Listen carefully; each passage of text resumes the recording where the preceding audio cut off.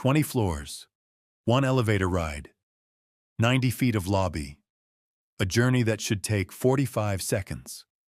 On the morning of July 30th, 1985, an 8-year-old girl named Nicole Morin stepped into that elevator carrying her beach towel and sunscreen, heading down to meet her friend for a swim. She never made it to the pool. She never made it outside. Somewhere between the 20th floor and the ground level of a Toronto high-rise, Nicole Morin vanished into thin air. No screams, no witnesses, no evidence. And the security cameras that might have captured what happened? They were being installed the very next day. Before we dive into this investigation, if you're new to Cold Case Desk, hit that subscribe button and turn on notifications so you never miss a deep dive into the cases that demand answers. And if you appreciate the research that goes into these documentaries, leave a like and let me know in the comments what other cases you'd like us to investigate. Your support keeps this channel going. This is the story of Canada's most baffling child disappearance. A case so strange that nearly 4 decades later, investigators still can't explain how a little girl disappeared from a secure building in broad daylight. This is the story of Nicole Morin. Nicole Louise Morin was born on April 1st, 1977 in Toronto, Ontario. She was an only child with shoulder-length brown hair that caught the light, warm brown eyes that sparkled when she laughed, and a small but distinctive birthmark on the right side of her forehead that made her instantly recognizable to anyone who knew her. At 8 years old, she stood approximately 4 feet tall and weighed 51 pounds. She had slightly protruding ears that she'd grown self-conscious about, though her friends never teased her. She'd recently gotten her ears pierced, proudly wearing small earrings whenever she could.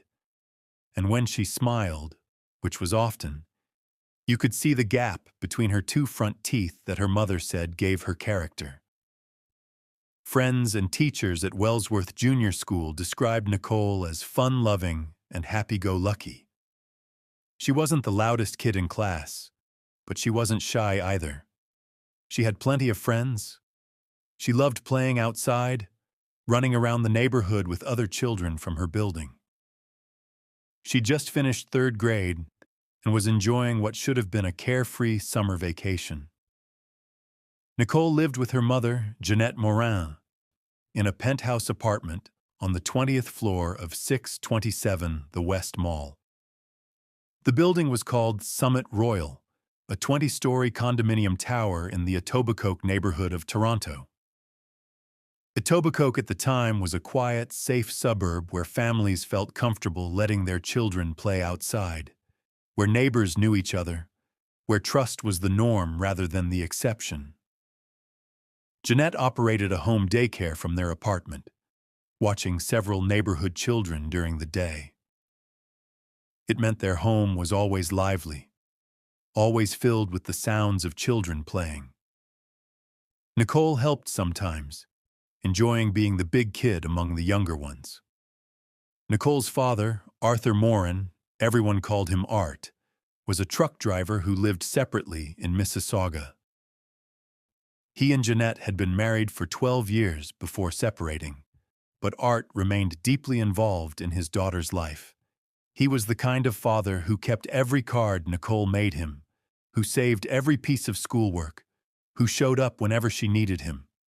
It was supposed to be a completely ordinary summer, swimming at the pool, playing with friends, maybe some trips with her dad. The kind of summer every 8-year-old dreams about. The kind of summer that ended on July 30th, 1985. Tuesday, July 30th dawned hot and humid. Perfect weather for swimming. The kind of day where the pool at the back of the building would be packed with kids trying to cool off. Nicole woke up that morning with plans. Her friend Jennifer, who lived in the same apartment complex, wanted to go swimming.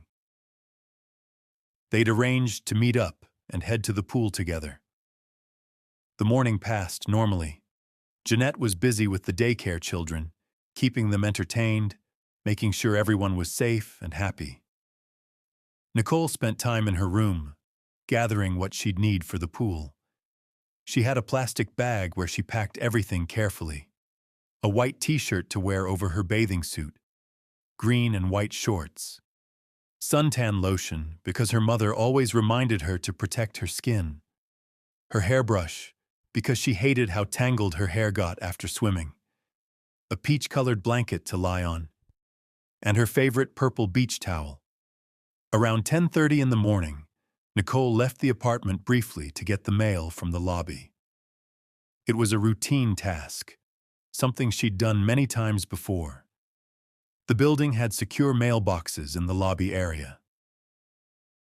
She rode the elevator down 20 floors, collected the mail, rode back up, and returned to the apartment without incident. Jeanette didn't think twice about it. It was a completely normal errand in a secure building. At approximately 10:45, the intercom buzzer sounded in the Morin apartment. Jennifer was calling up from downstairs, asking if Nicole was ready. Nicole answered the intercom herself, telling her friend she'd be right down. She just needed to grab her things and say goodbye to her mom. Around 11 o'clock in the morning, Nicole Louise Morin said goodbye to her mother. She was wearing her peach-colored one-piece bathing suit decorated with colored stripes. Over her hair, she'd placed a green headband to keep it back. On her feet, she wore red canvas shoes. She carried that plastic bag with all her pool supplies. She looked like any 8-year-old heading out for a summer swim. "Bye, Mom," she said. Jeanette was occupied with the daycare children. She trusted her daughter. They lived in a safe building with security, in a safe neighborhood where everyone knew everyone. The pool was supervised. Nicole was responsible for her age. There was no reason to worry. "Have fun," Jeanette called back. "Be safe." Nicole walked out of the penthouse apartment, pulled the door closed behind her, and headed for the elevator. That was the last time her mother ever saw her. 15 minutes passed.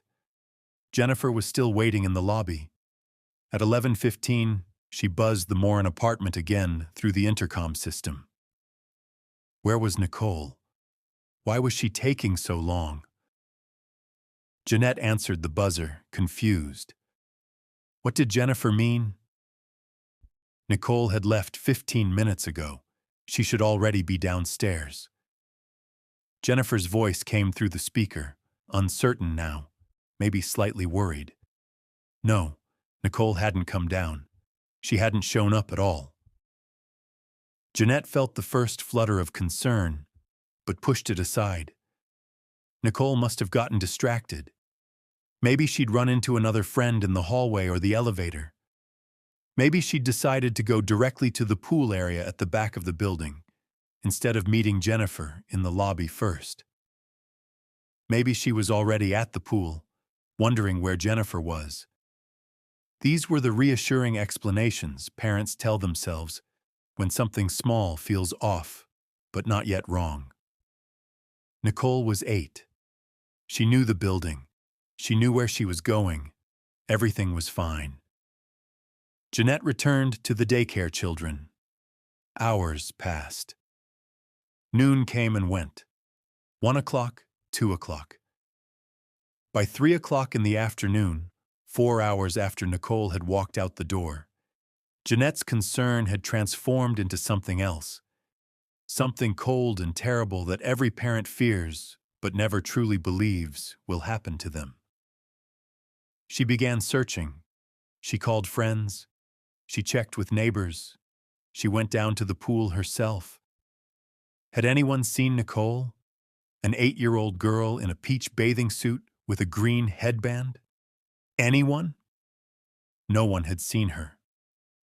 By early evening, as the summer sun began its long descent, Jeanette Morin contacted the Toronto Police Service. Her daughter was missing. She'd been gone for hours. Something was wrong. Something was terribly, terribly wrong. Here's what made no sense.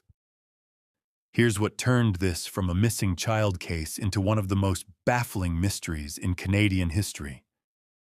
Nicole left her 20th floor apartment around 11 a.m. She would have walked down the hallway to the elevator. Security in the building later confirmed that she rode the elevator down to the ground floor. At least one resident, a neighbor who knew Nicole by sight, later came forward after seeing her photograph in the news. They confirmed seeing Nicole exit the elevator and enter the lobby area. So we know she made it down. We know she was in the lobby. The pool was at the back of the building, accessed through the lobby. Jennifer was waiting in that same lobby. The distance from the elevator to where Jennifer stood was maybe 50 feet, 60 at most. A straight shot. Nothing complicated. No reason for delay. But Nicole never reached her friend. She never went outside. She never made it to the pool. Between the elevator doors opening and the lobby exit, somewhere in that tiny, ordinary space that Nicole had walked through dozens of times before, she vanished. No one saw her leave the building. No one saw her with a stranger. No one heard her cry out or call for help. No one saw her being forced into a vehicle. No signs of struggle were found anywhere in the lobby, the elevators, the hallways, the stairwells, the parking garage. It was as if she'd simply ceased to exist. And here's the detail that makes this even more haunting, even more cruel in its timing. Summit Royal had experienced some security concerns in the months before Nicole's disappearance. Nothing major, but enough that the building management had decided to install security cameras throughout the common areas. The lobby, the elevators, the parking garage, all the places where a comprehensive video system would have captured exactly what happened to Nicole Morin. The cameras were scheduled to be installed on July 31st, 1985, one day too late. When Toronto police arrived that evening, they immediately recognized the seriousness of the situation. An 8-year-old child missing for hours in circumstances that made no logical sense. They began with standard procedures: interview the mother, check the apartment, search the immediate area, contact the father. Art Morin rushed to Etobicoke as soon as he heard. His only daughter was missing. Nothing else mattered. His whole world had just collapsed into one terrible question. Where was Nicole?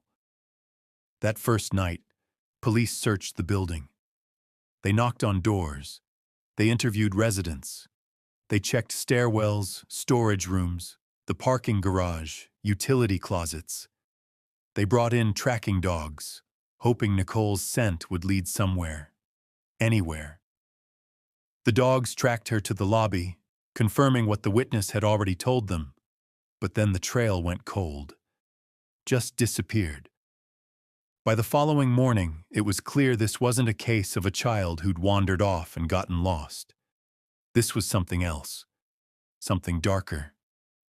Toronto police made the decision to go all in. They assembled a special task force specifically dedicated to finding Nicole Morin. 20 officers were assigned to the case full-time. But 20 wasn't enough. As word spread through the neighborhood about what had happened, the response was overwhelming. Over 100 police officers ultimately participated in the initial search efforts. But they weren't alone. More than 900 volunteers from the neighborhood came forward to help search. 900 people who didn't know the Morin family personally, but understood that this could have been any child, any family, anyone's daughter. They organized into search teams. They combed through nearby parks, wooded areas, construction sites, anywhere a child might be found. Police went door to door through all 429 units in the Summit Royal building. Every single apartment. If residents answered, officers requested permission to search. If residents didn't answer, Police obtained access anyway through building management. They couldn't take chances. They needed to eliminate every possibility that Nicole was still somewhere in the building, injured or held against her will. Tracking dogs worked through underground garages, their handlers hoping for any trace of Nicole's scent. They searched storage units, utility rooms, sump pump rooms, mechanical spaces, all the hidden areas of a large apartment building that most residents never see. Mounted police units covered wider areas. Marine units searched waterways. Helicopters flew over the neighborhood, observers scanning the ground below for any sign of the little girl in the peach bathing suit.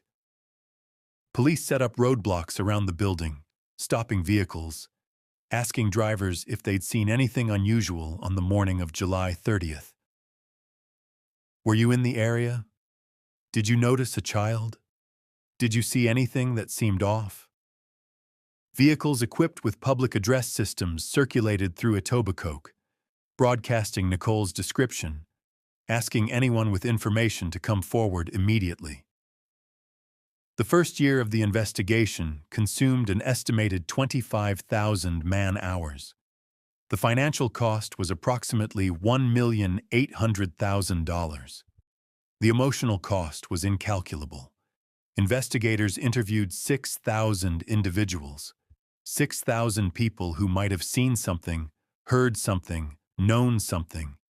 They compiled lists of every registered sex offender in the Greater Toronto area and systematically tracked down and questioned hundreds of them, eliminating them one by one or pursuing those who couldn't be cleared. It became the largest missing person investigation in Toronto Police Service history. The resources deployed were unprecedented, the commitment was total, and they found nothing. No body, no physical evidence, no credible eyewitnesses to an abduction, no demands for ransom, no signs that Nicole had run away. Nothing that made sense. Nothing that explained how an 8-year-old girl could vanish from a secure apartment building in broad daylight with hundreds of people nearby. During those initial interviews, one detail emerged that seemed potentially significant.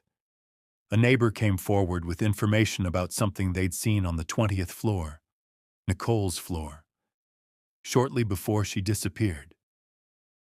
Around 10:15 a.m., approximately 45 minutes before Nicole left her apartment, this resident had noticed an unfamiliar woman in the hallway.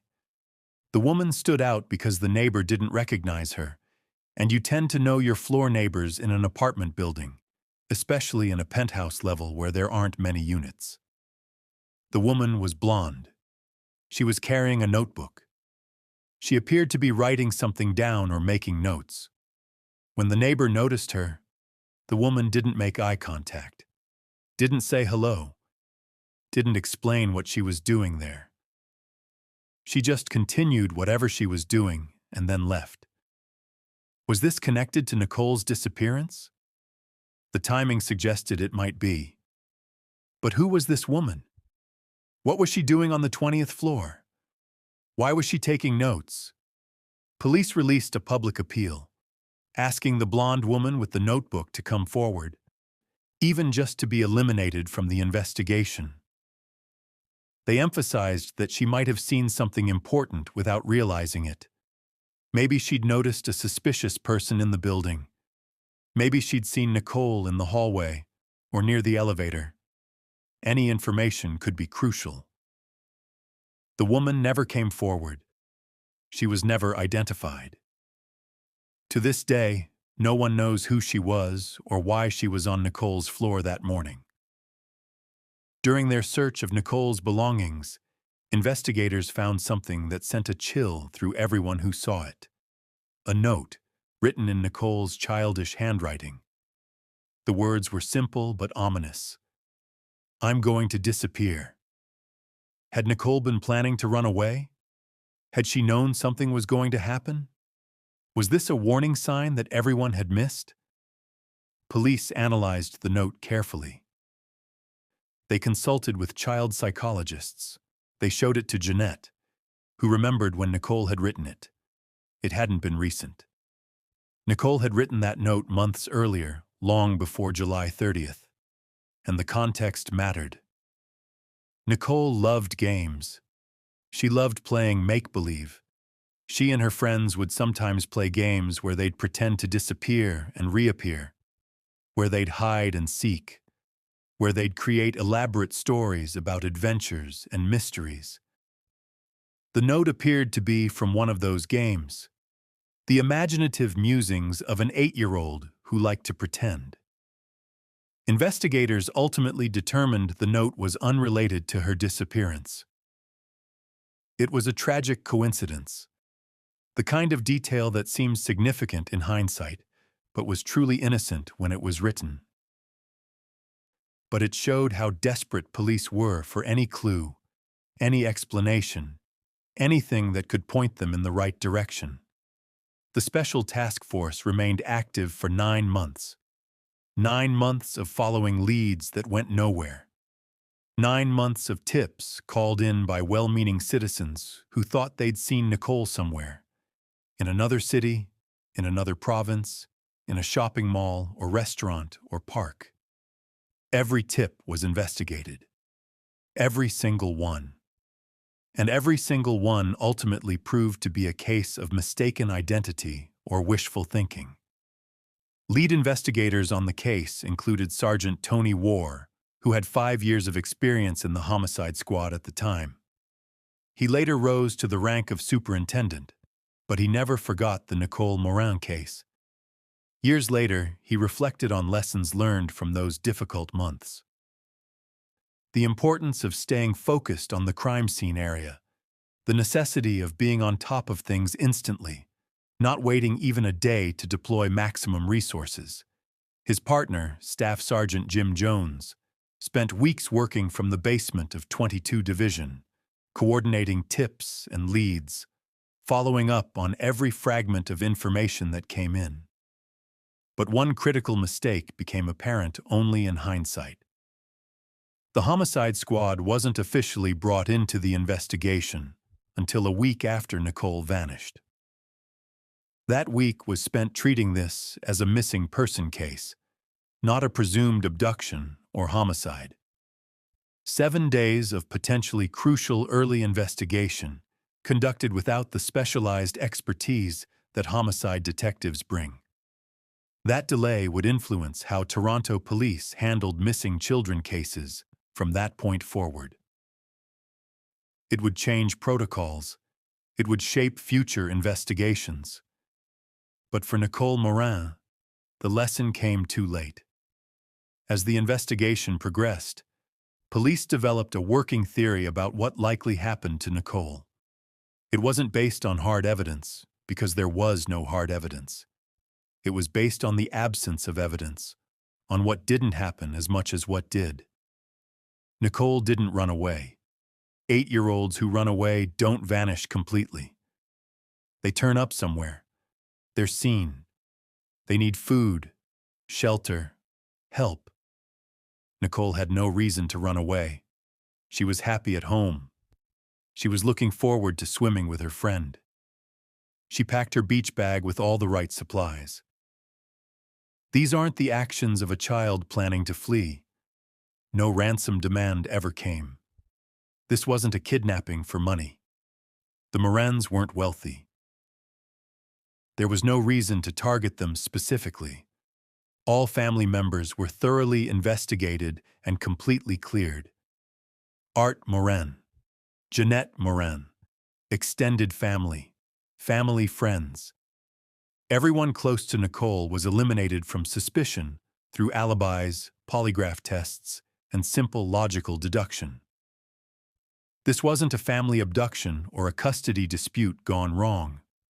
Police concluded that Nicole was most likely the victim of what they termed a crime of opportunity committed by a predator who happened to be in the building at that exact moment.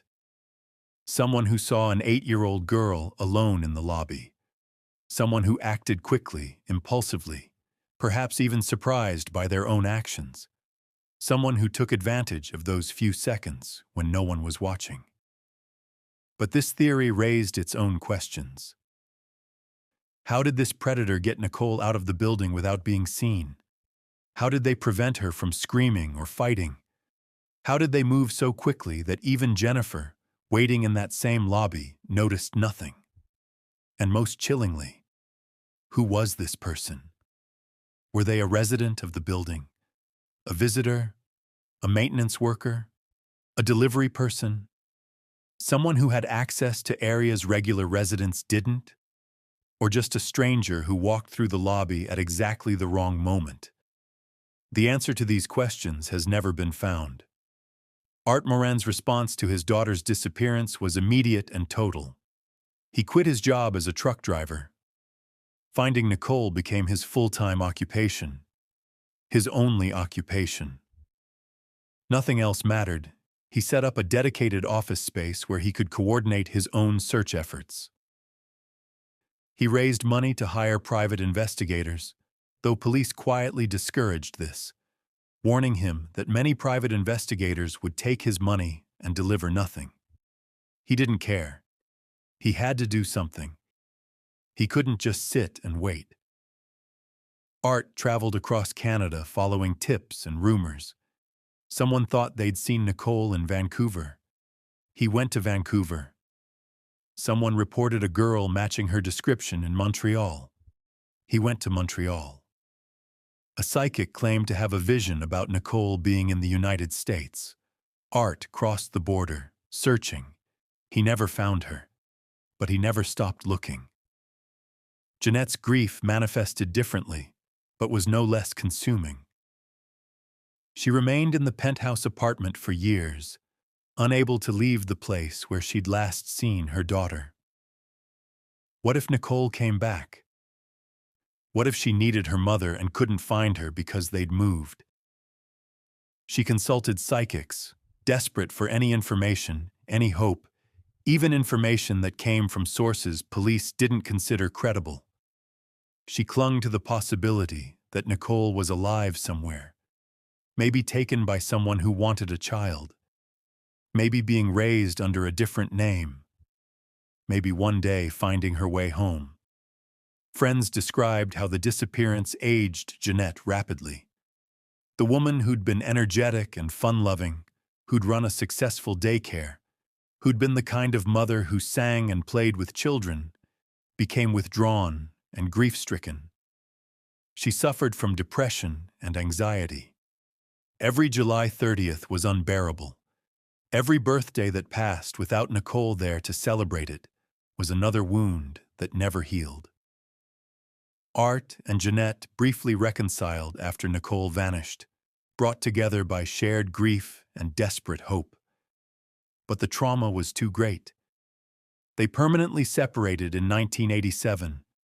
Some losses are too big to carry together. Among all the children who grew up in the Summit Royal building during the 1980s, one little girl's life was changed forever by Nicole Morin's disappearance in ways that would shape her entire future. Her name was Melissa Etobicoke, and she was Nicole's best friend. Melissa and Nicole were inseparable. They lived in the same building, their families knew each other well, and they walked to school together every single day. Jeanette Morin used to babysit Melissa's younger brother, so Melissa spent considerable time in the Morin apartment. The two girls were as close as sisters. They shared secrets, played games, made plans for the future the way children do when they believe the future will always be there. On July 30th, 1985, Melissa happened to be away from the building. Pure chance. A random twist of fate that meant she wasn't there when Nicole disappeared. This was literally a regular occurrence for us, Melissa reflected years later, her voice still carrying the weight of survivor's guilt. It very easily could have been me. That realization, that she could have been the one who vanished, that only circumstance saved her from whatever fate befell Nicole, haunted Melissa throughout her childhood and into adulthood. She thought about it constantly, She dreamed about it. She wondered what happened during those moments in the lobby. She imagined scenarios. She asked herself questions that had no answers. What made it worse was the complete absence of closure. If they'd found Nicole's body, it would have been horrific, but at least there would have been an end to the uncertainty. Instead, there was only silence, only questions, only the terrible not knowing that stretched from days into weeks, into months, into years, into decades. The trust that Melissa had felt, the security of living in a good neighborhood, in a safe building, with parents who were careful and protective, vanished with Nicole.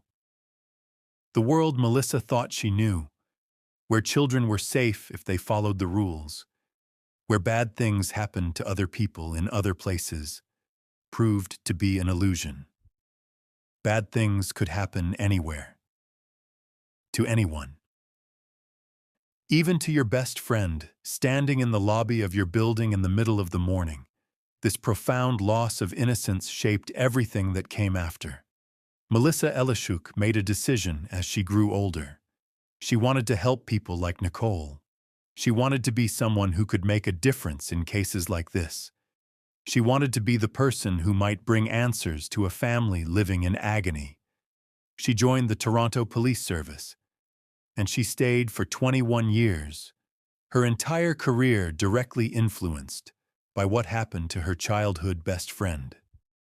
Think about that for a moment. Imagine being 8 years old when your best friend disappears without explanation.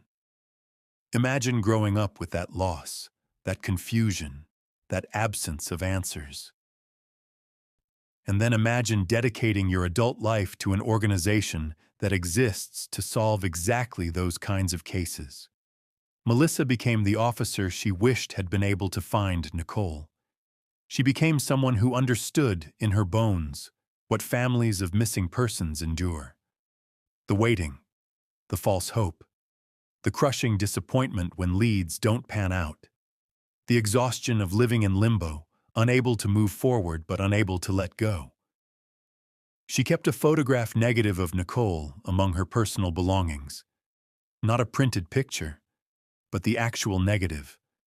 A small piece of film that captured Nicole's image in shades of inverse reality.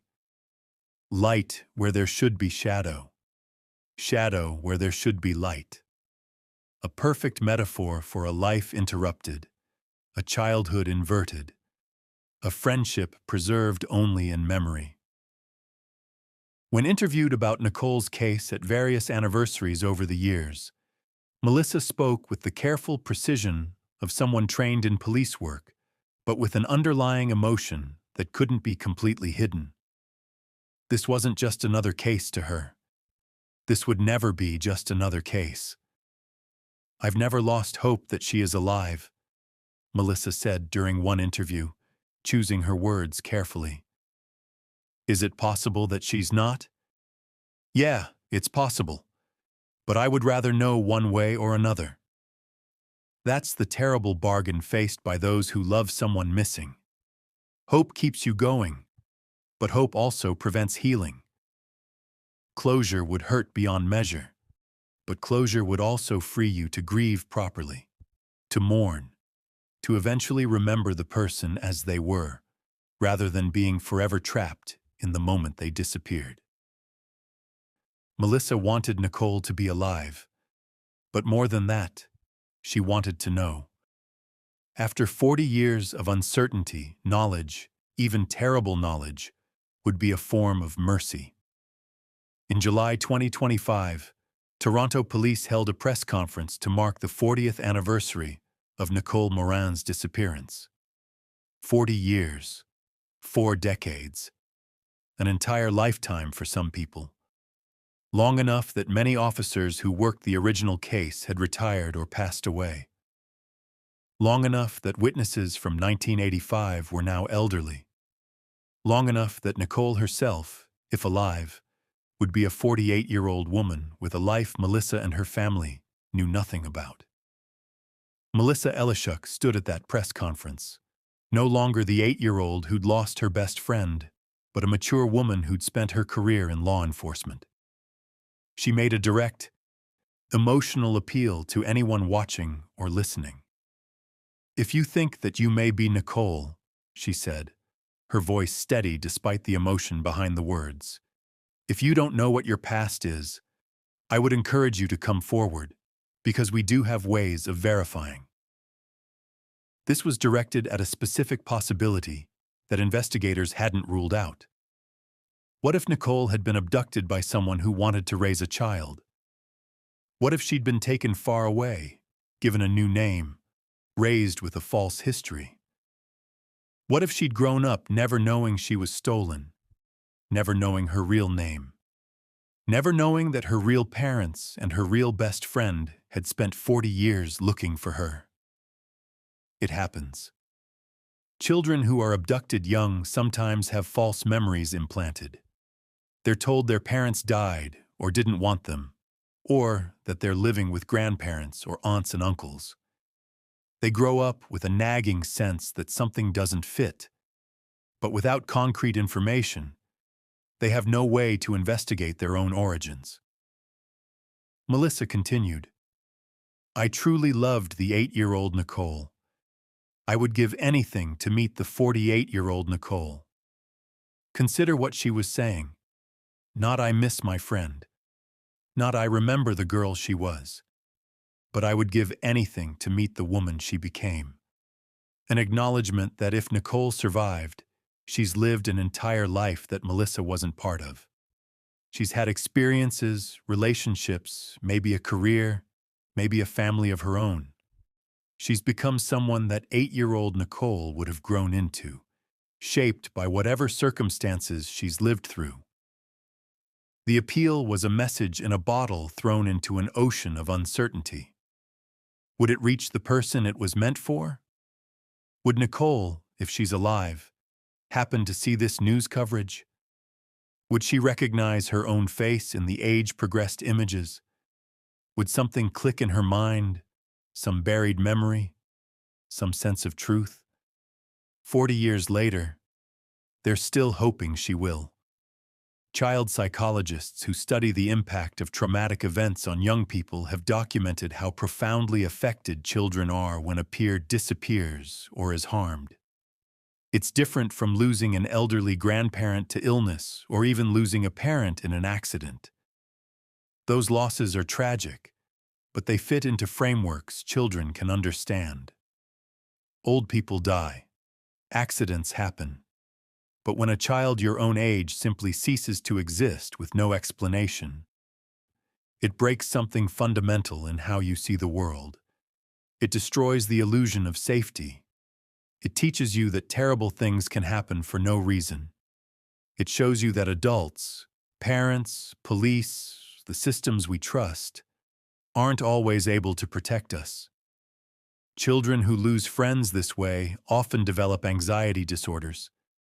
They become hypervigilant, always watching for danger. They have difficulty trusting others. They struggle with separation anxiety when parents or loved ones leave. They experience survivor's guilt, wondering why they were spared when their friend wasn't. Melissa Etobicoke wasn't the only child affected by Nicole's disappearance, but as Nicole's closest friend, she carried a particular burden. The what-ifs must have been relentless. What if I'd been there that day? Could I have stopped it somehow? What if we'd gone swimming the day before instead? What if I'd convinced Nicole to come to my apartment instead of meeting in the lobby? These thoughts are irrational. An 8-year-old child bears no responsibility for what happened to her friend. But trauma doesn't care about rationality. Guilt doesn't require actual culpability to take root and grow. That Melissa channeled this trauma into a productive career helping others says something remarkable about her resilience and character. She could have been consumed by fear, could have become unable to function, could have spent her life paralyzed by the awareness of how fragile safety truly is. Instead, she became part of the solution. She joined the organization tasked with finding missing persons and solving crimes. She spent 2 decades working to give other families what her friend's family never got: answers. Nicole's disappearance didn't just affect her immediate family and friends. It rippled outward through the entire community of Etobicoke, changing how parents thought about their children's safety, how buildings thought about security, how neighbors looked out for each other. The Summit Royal building itself was never quite the same. Some families moved out, unable to live in the place where such a tragedy had occurred. Those who stayed found themselves more cautious, more watchful. Children who'd previously roamed freely through the building now had stricter rules about where they could go and who they could talk to. Parents who'd felt comfortable with their children playing in common areas now insisted they stay closer to home. The lobby, that ordinary space where residents checked their mail and met their neighbors, became a place marked by absence. People walking through couldn't help but think about the little girl who'd vanished there.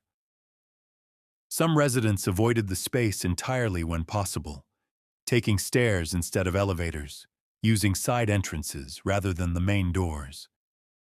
But the broader community response wasn't characterized by fear alone. It was also marked by remarkable solidarity and compassion. When Nicole disappeared, over 900 volunteers immediately came forward to help search.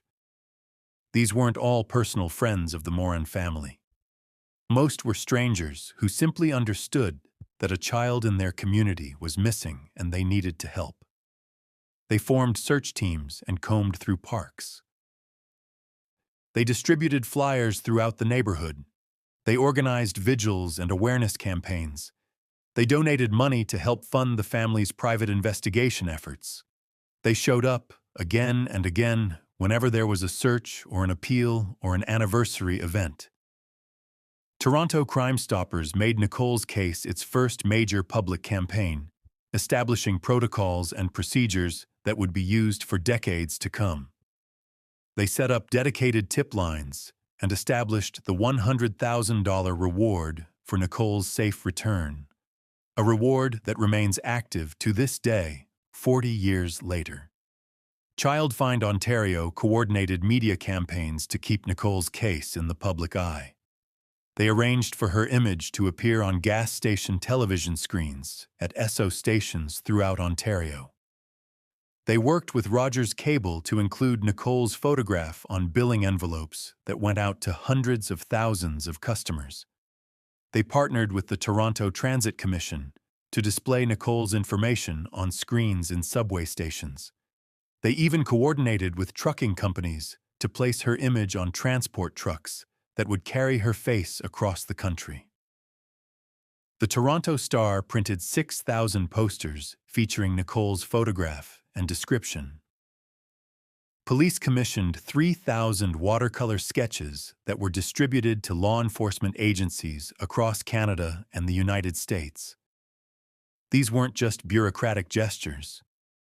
These were genuine efforts by people who cared, who wanted to help, who refused to let Nicole be forgotten. In 2015, exactly 30 years after Nicole disappeared, the community organized Nicole's Run, a 5-kilometer event at Centennial Park in Etobicoke.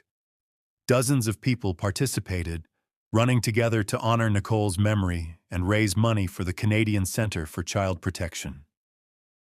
The event concluded with a candlelight vigil as the sun set over the park. People who'd never met Nicole, who'd been born after she disappeared, stood holding candles and listening to stories about a little girl who should have had the chance to grow up. The run raised $3,000, but the money wasn't really the point. The point was that 3 decades after Nicole vanished, people still cared. They still remembered. They still hoped for answers. Nicole Morin's disappearance occurred during a particularly dark period for child safety in the Greater Toronto Area. Between 1983 and 1986, several high-profile cases of missing and murdered children traumatized the entire region and forced society to reckon with the fact that children weren't as safe as everyone wanted to believe. In January 1983, 9-year-old Sharon Morningstar Keenan was abducted from Mississauga, assaulted, and murdered.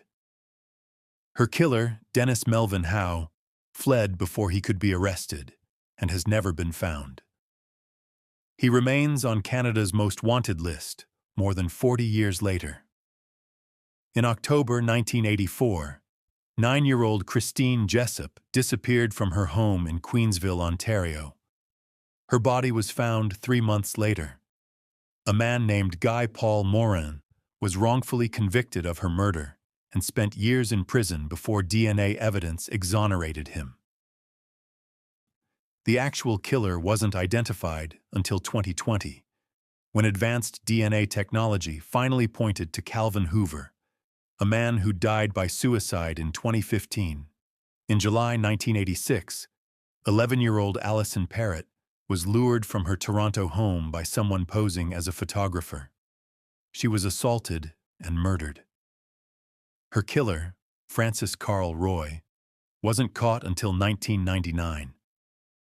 Nicole's case fits into this devastating cluster of crimes against children with one crucial difference. She's the only one who was never found.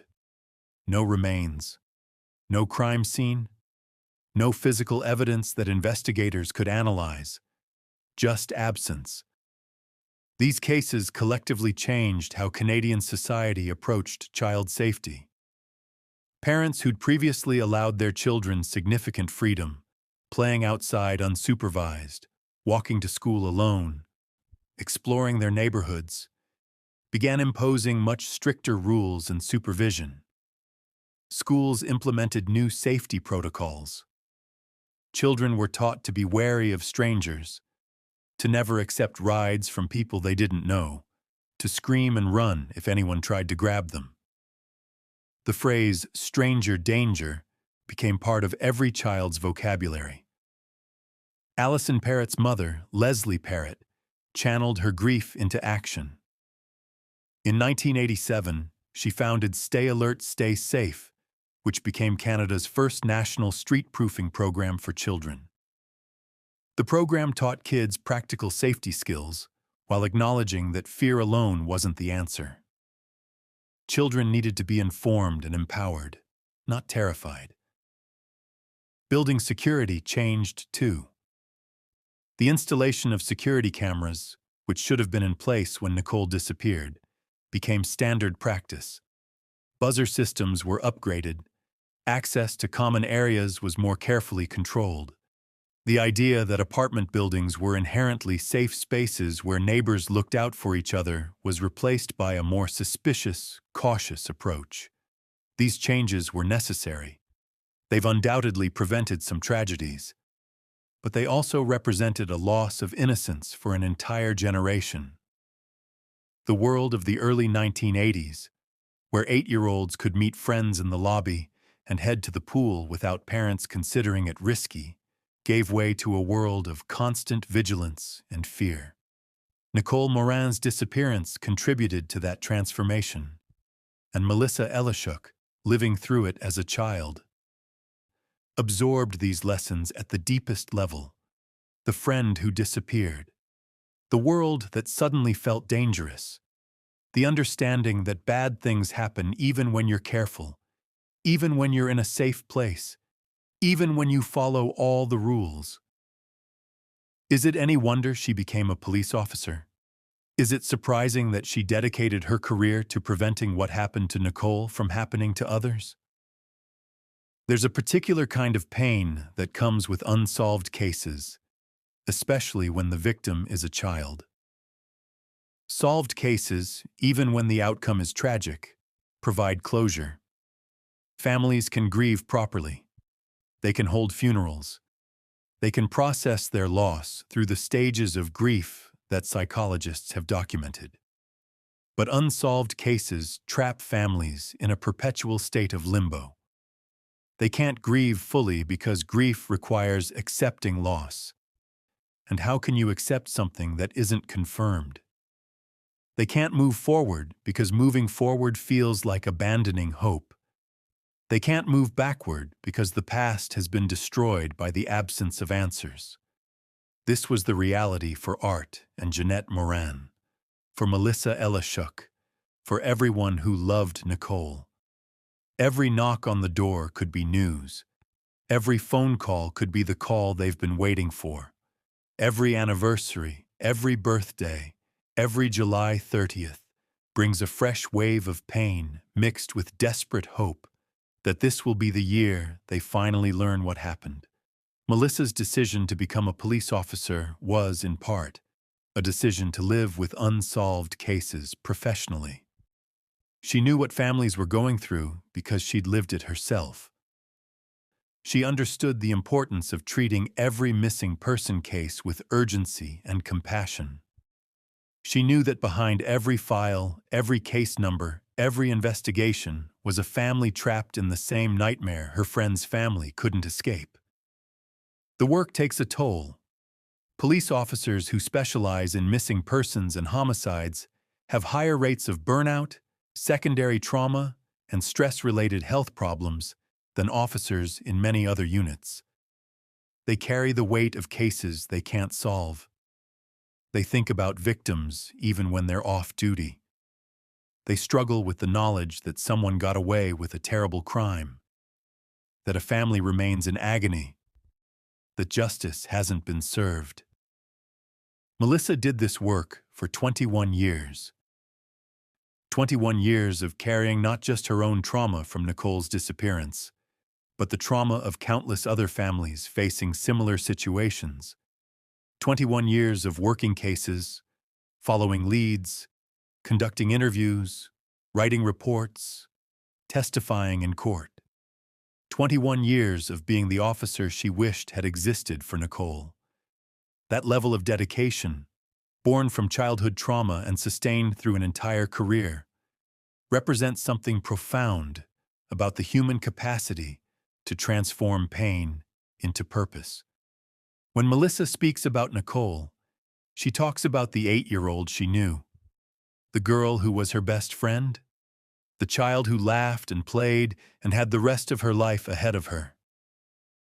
But there's always an undercurrent of loss for the relationship that never got to develop. Best friends at 8 years old often remain close through adolescence and into adulthood.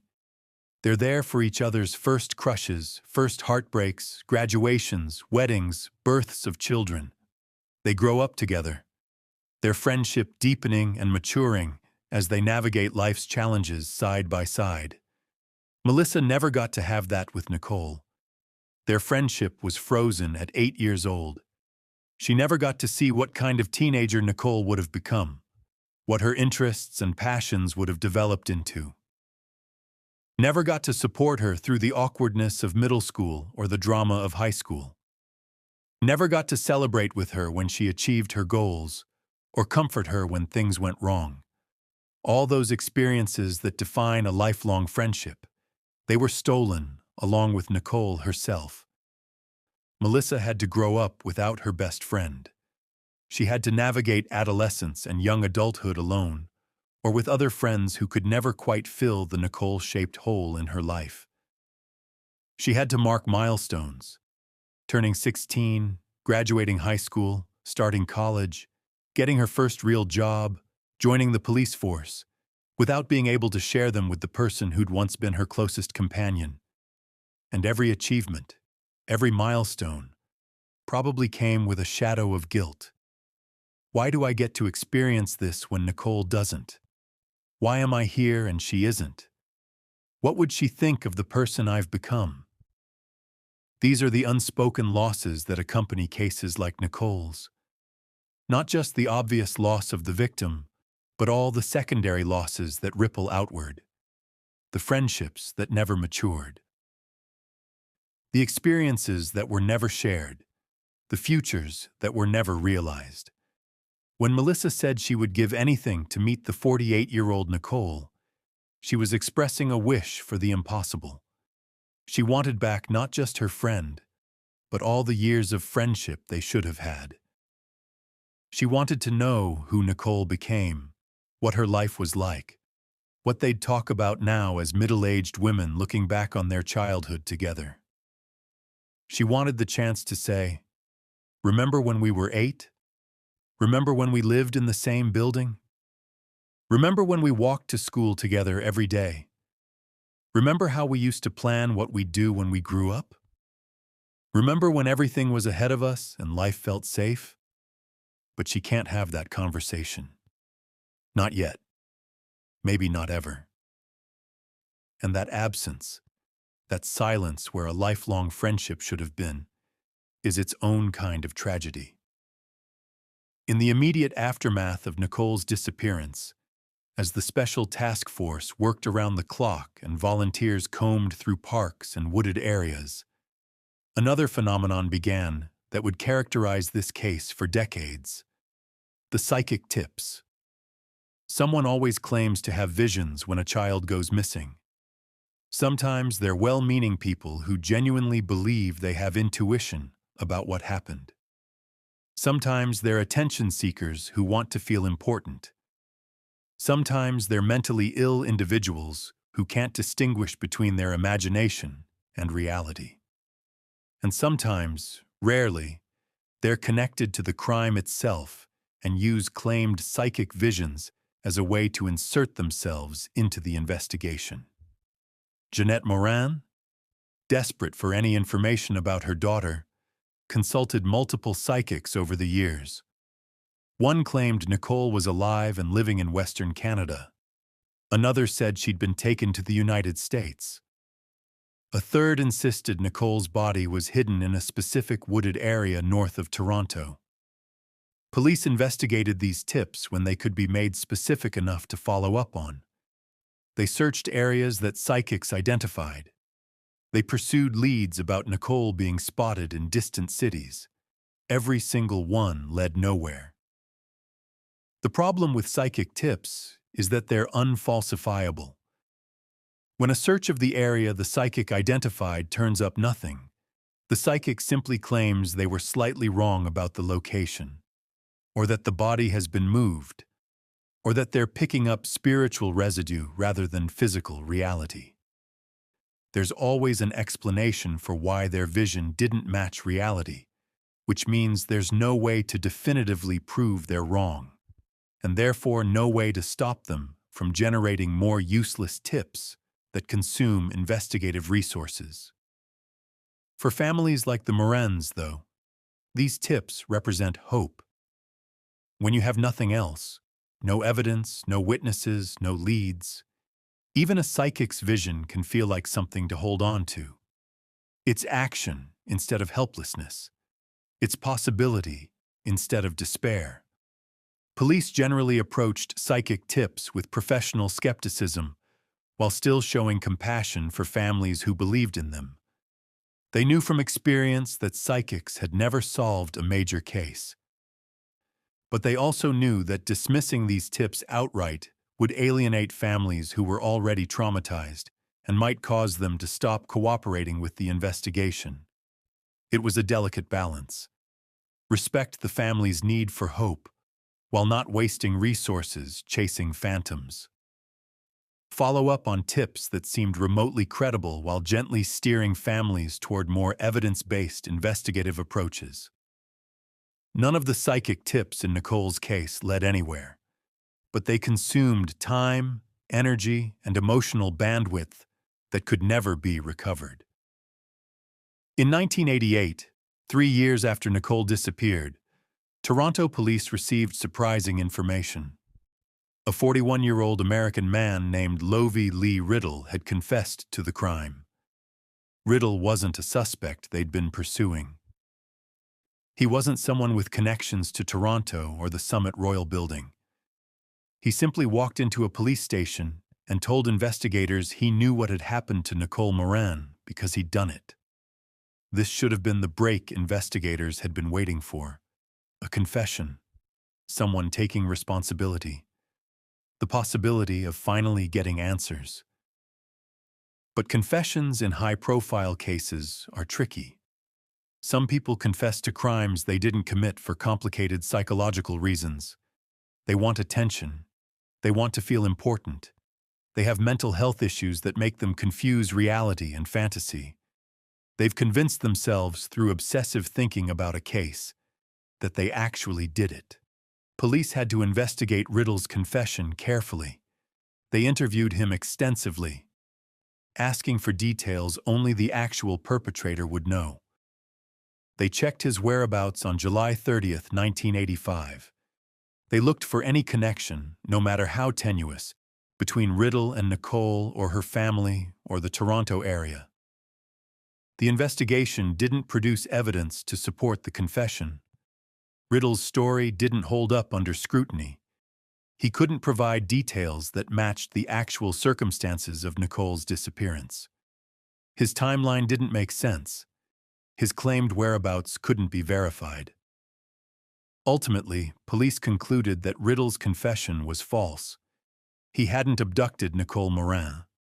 He was either mentally ill, seeking attention, or both. No charges were filed. For Art and Jeanette Morin, this must have been crushing.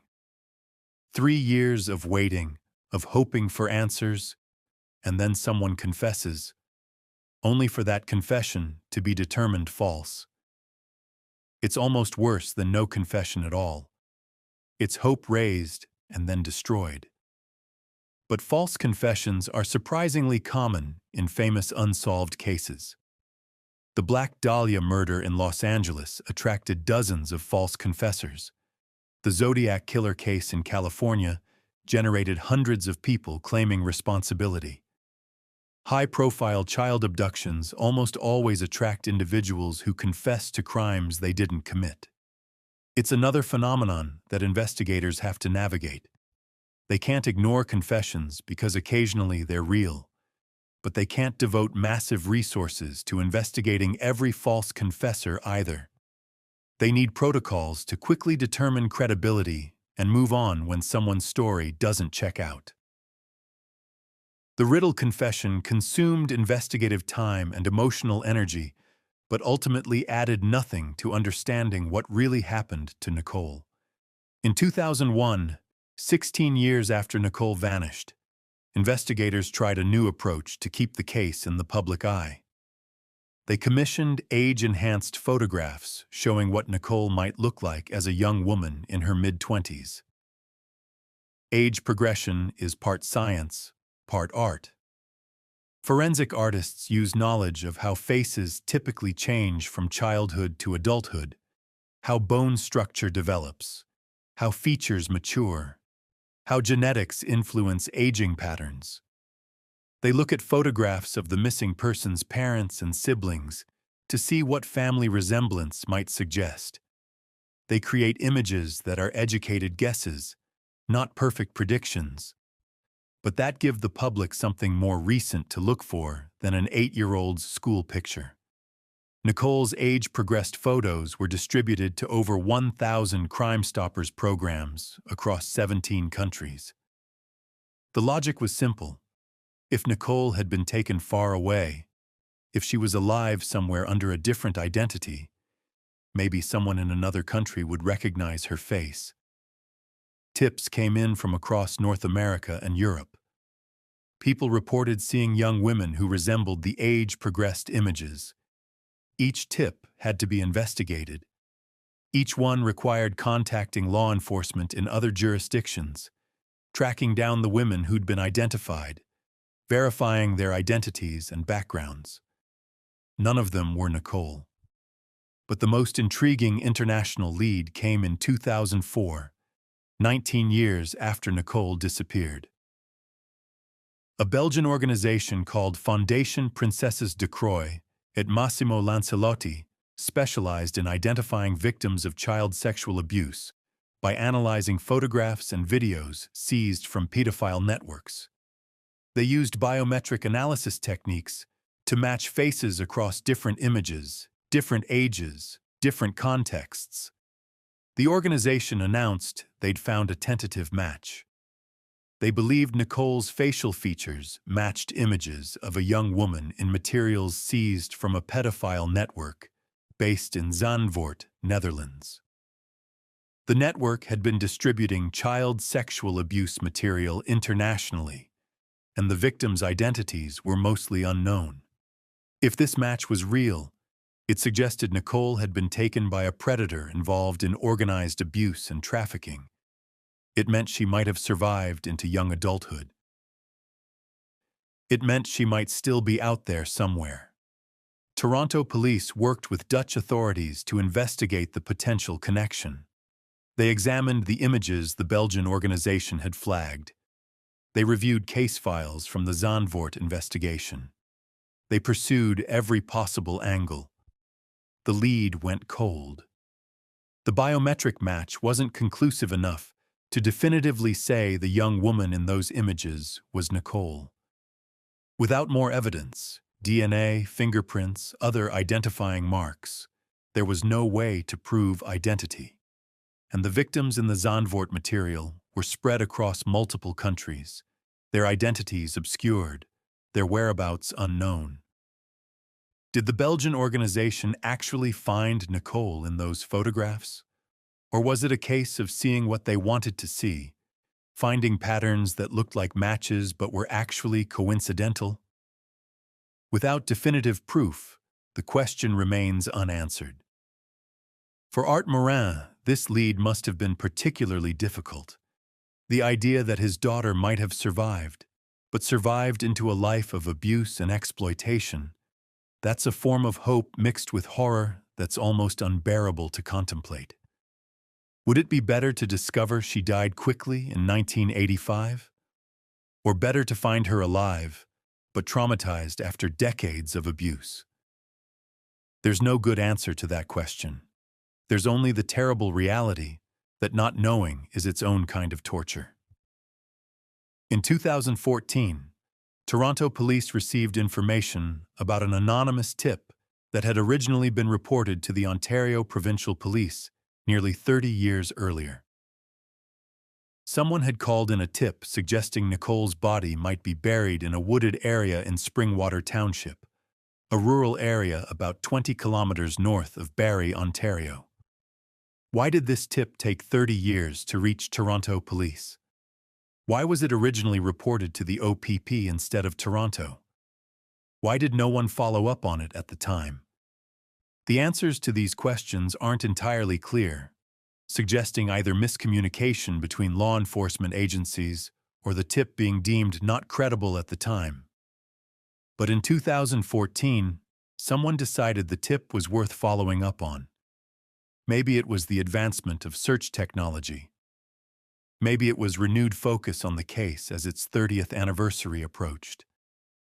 Maybe it was simply that investigators decided no lead, however old, should remain unexplored.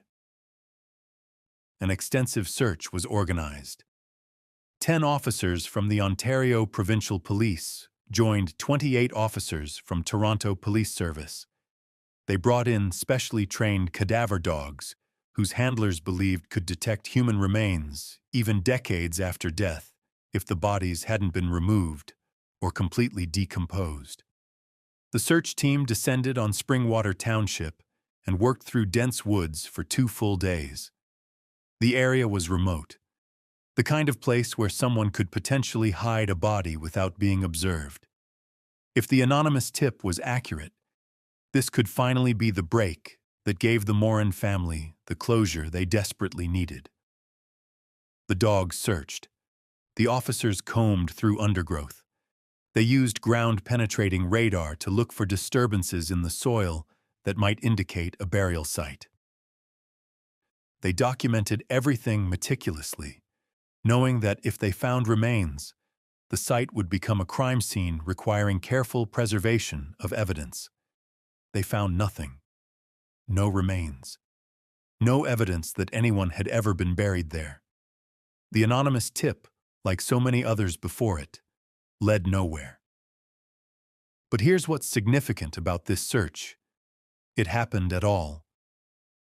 30 years after Nicole disappeared, law enforcement was still willing to deploy significant resources: 38 officers, expensive equipment, multiple days of intensive effort, to follow up on an old, anonymous tip that might not even be credible. That level of commitment says something important about how seriously investigators took Nicole's case. This wasn't just another missing person file gathering dust in a basement. This was an active investigation where any potential lead, no matter how slim, was worth pursuing. For Art Morin, watching yet another search turn up nothing, the disappointment must have been crushing. But there's also something almost comforting in knowing that police hadn't given up, that they were still trying, that his daughter hadn't been forgotten. Sometimes the most significant developments in cold cases come from unexpected sources.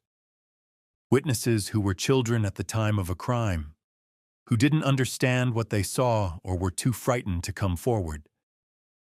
Accomplices who kept silent for decades before their conscience finally overcame their fear.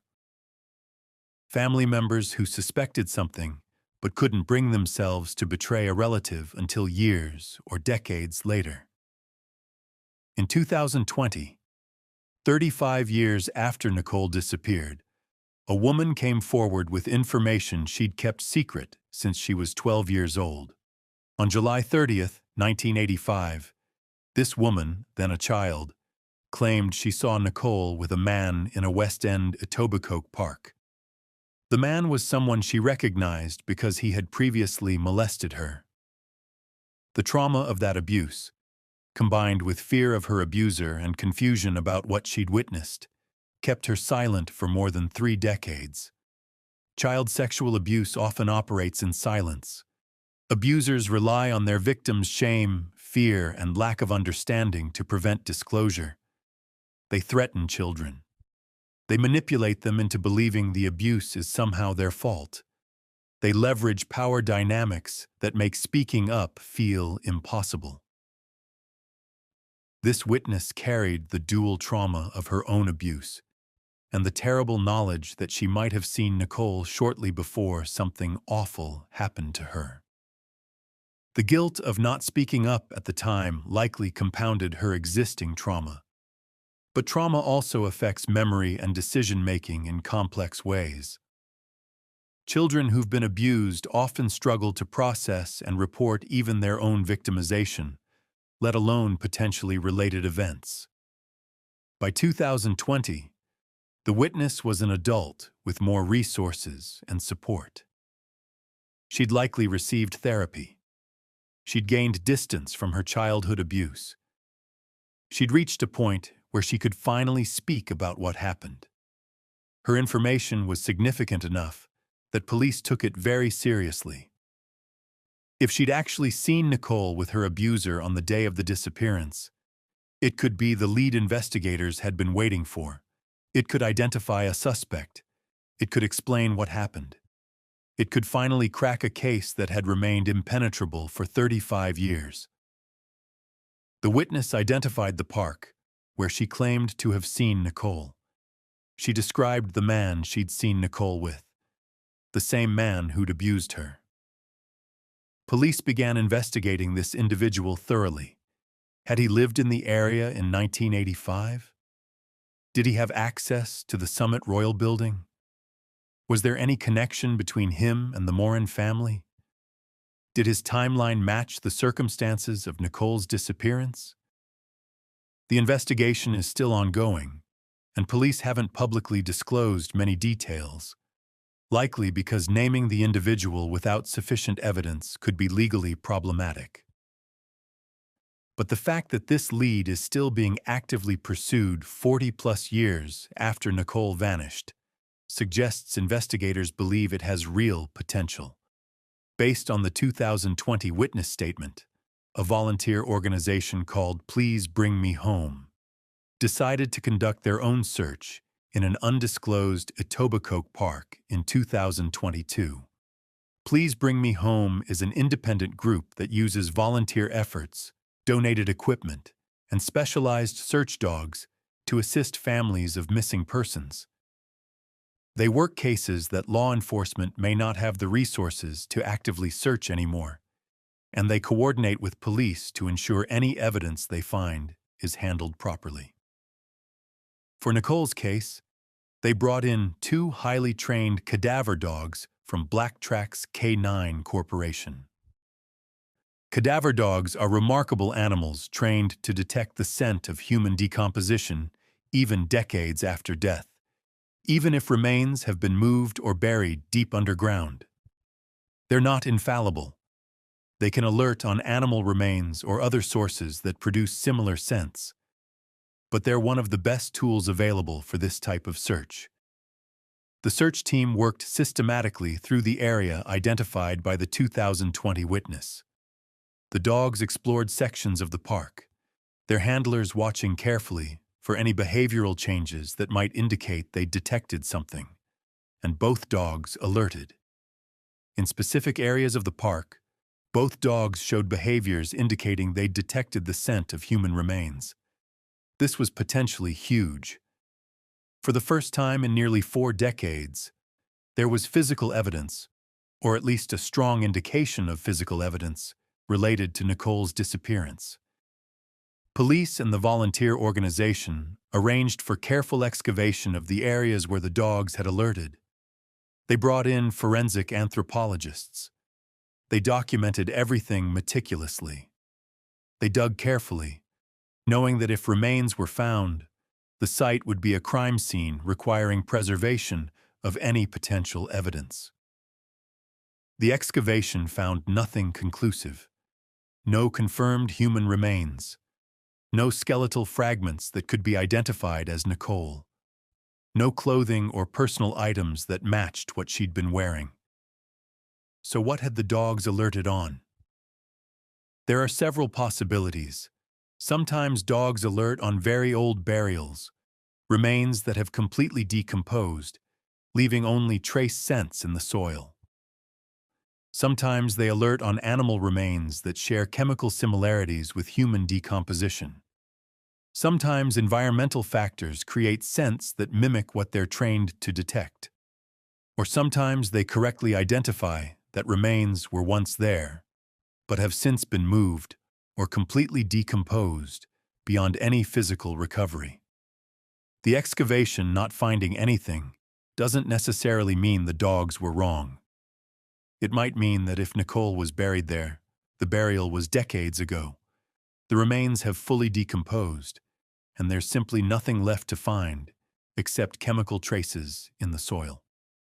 This is the frustrating reality of cold cases involving remains that might have been hidden 30 or 40 years ago. Time destroys evidence. Nature reclaims spaces. What might have been discoverable in 1985 or 1995 becomes impossible to definitively locate by 2022. In October 2020, investigators working on a different cold case announced a stunning breakthrough. They'd finally identified the killer of Christine Jessop, the 9-year-old who disappeared from Queensville, Ontario in October 1984, just 9 months before Nicole Morin vanished. The killer was Calvin Hoover, identified through investigative genetic genealogy. He'd died by suicide in 2015, never having been a suspect during his lifetime.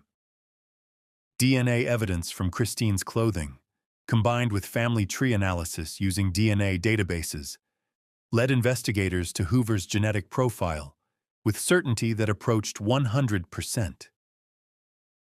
Given the proximity in time and location, both cases involved young girls disappearing from the Greater Toronto Area in 1984 and 1985. Investigators immediately wondered if Hoover might be connected to Nicole's disappearance as well. Police spokesperson Kevin Masterman addressed the question directly during press conferences. At this time, there is no evidence that he has involvement in her disappearance. But that careful phrasing is significant.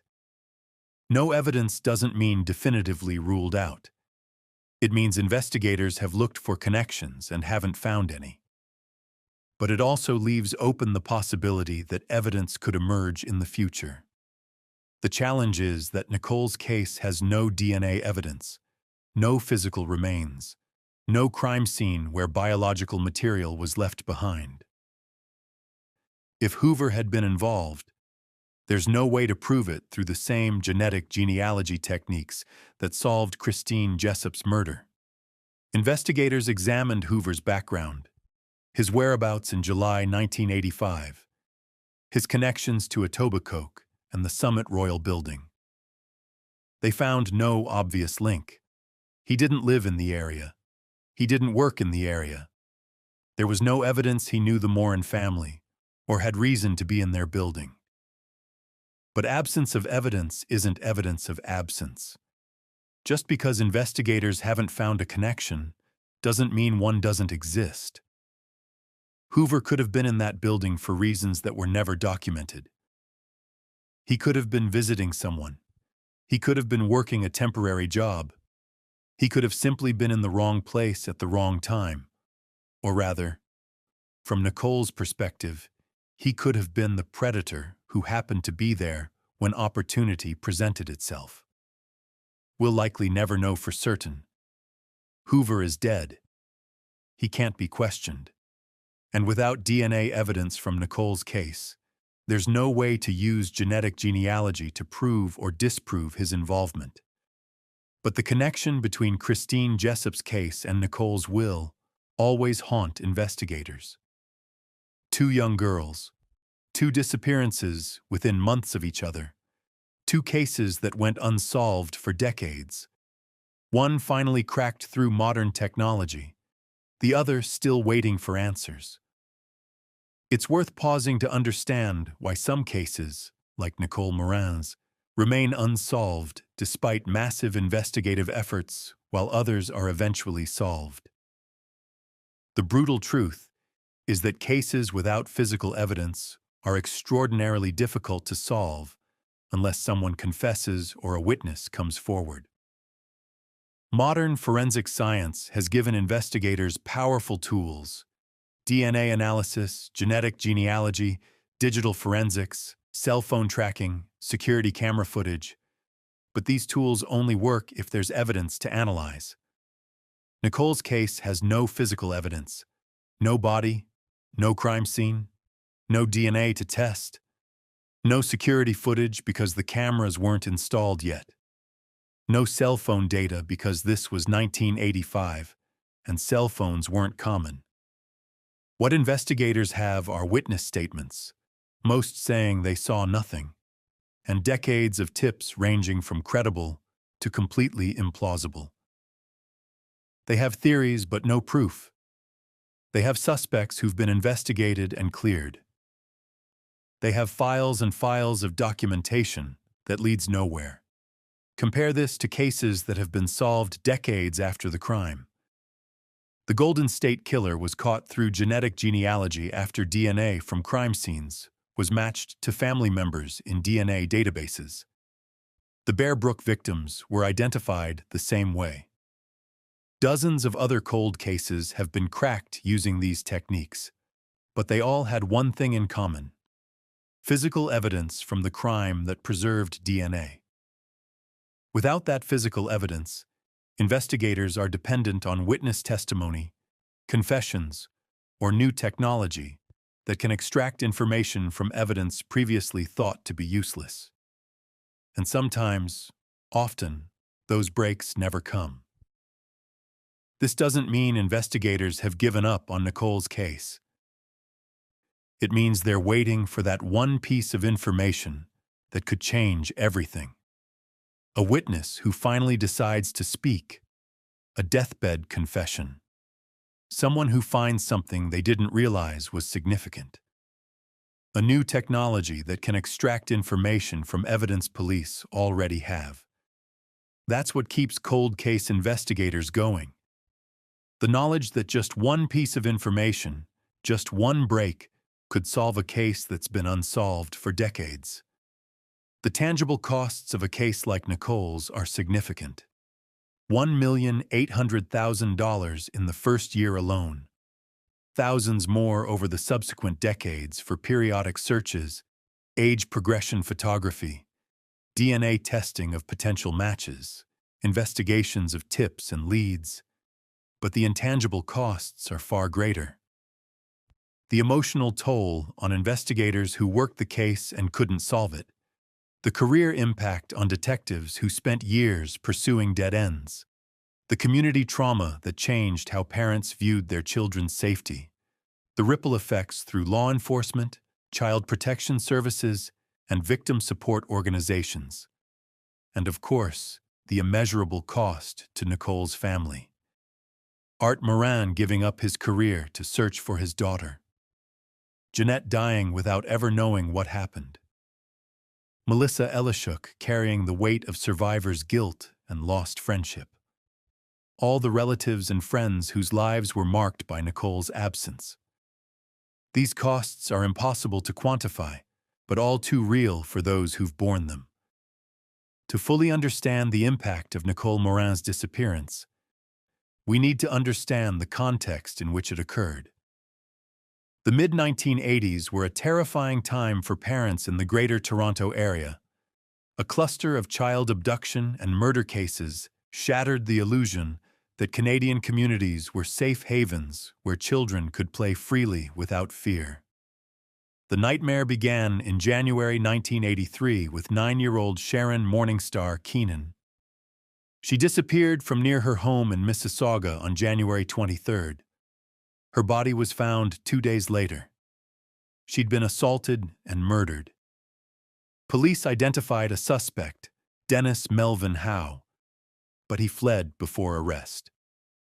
More than 40 years later, he remains on Canada's most wanted list. Never caught, never prosecuted, somewhere out there evading justice.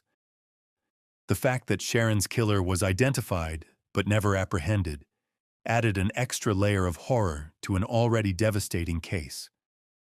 Parents in Mississauga and surrounding areas lived with the knowledge that a child murderer had walked among them and might still be out there. Every stranger became a potential threat. Every unfamiliar car driving slowly through a neighborhood sparked concern. Then came October 1984. 9-year-old Christine Jessop vanished from her home in Queensville, a small community about 60 kilometers north of Toronto. She'd been watching a neighbor's children. When her older brother came home, Christine was gone. 3 months later, on New Year's Eve, a man found Christine's body in a field 50 kilometers from where she'd disappeared. The autopsy confirmed she'd been assaulted and murdered. The investigation eventually focused on Guy Paul Morin, a 24-year-old neighbor with no criminal history. Morin was arrested, tried, and convicted. Except Guy Paul Morin was innocent. DNA evidence eventually proved he couldn't have committed the crime.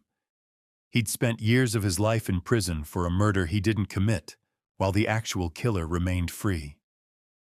The wrongful conviction was one of Canada's worst miscarriages of justice and led to massive reforms in how police investigations and prosecutions are conducted.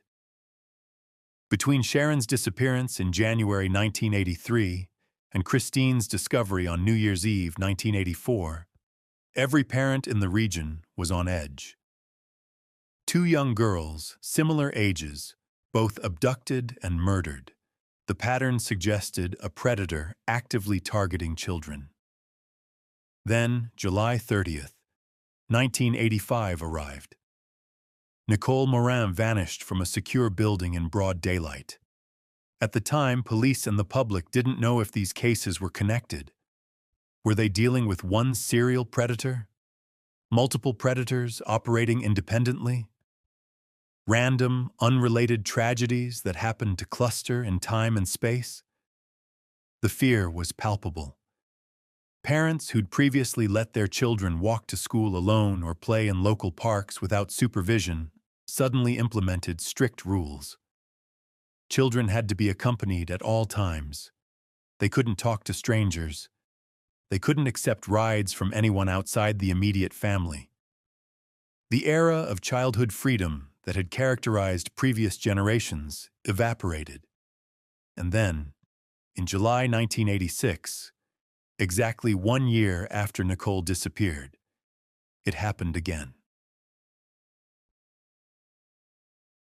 11-year-old Alison Parrott was an accomplished young athlete and runner. She lived in Toronto and had dreams of potentially competing at high levels as she got older. She was bright, friendly, and like most 11-year-olds, excited about attention from adults who seemed interested in her talents. On July 25, 1986, Alison received a phone call at home. The caller identified himself as a photographer working on a story about young athletes for a sports magazine. He wanted to take photographs of Alison for the article.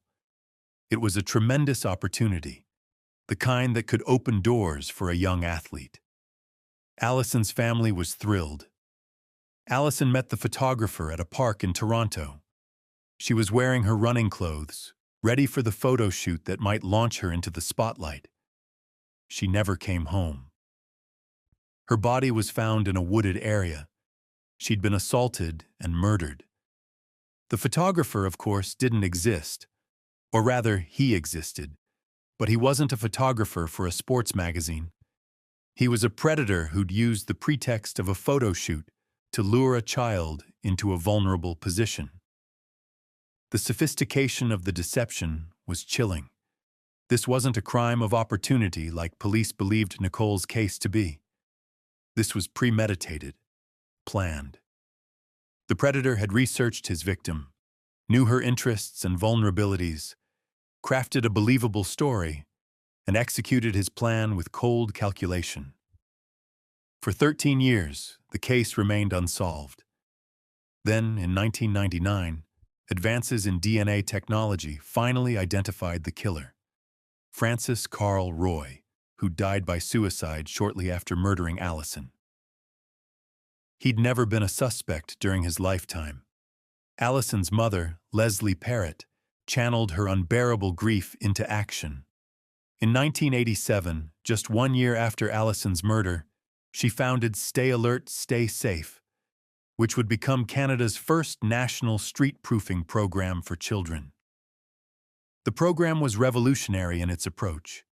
Instead of simply teaching children to fear strangers, which created anxiety without actually improving safety, it taught practical skills: how to recognize dangerous situations, how to trust their instincts when something feels wrong, how to say no to adults, how to get help quickly when needed. Stay alert. Stay Safe reached hundreds of thousands of Canadian children over the following decades.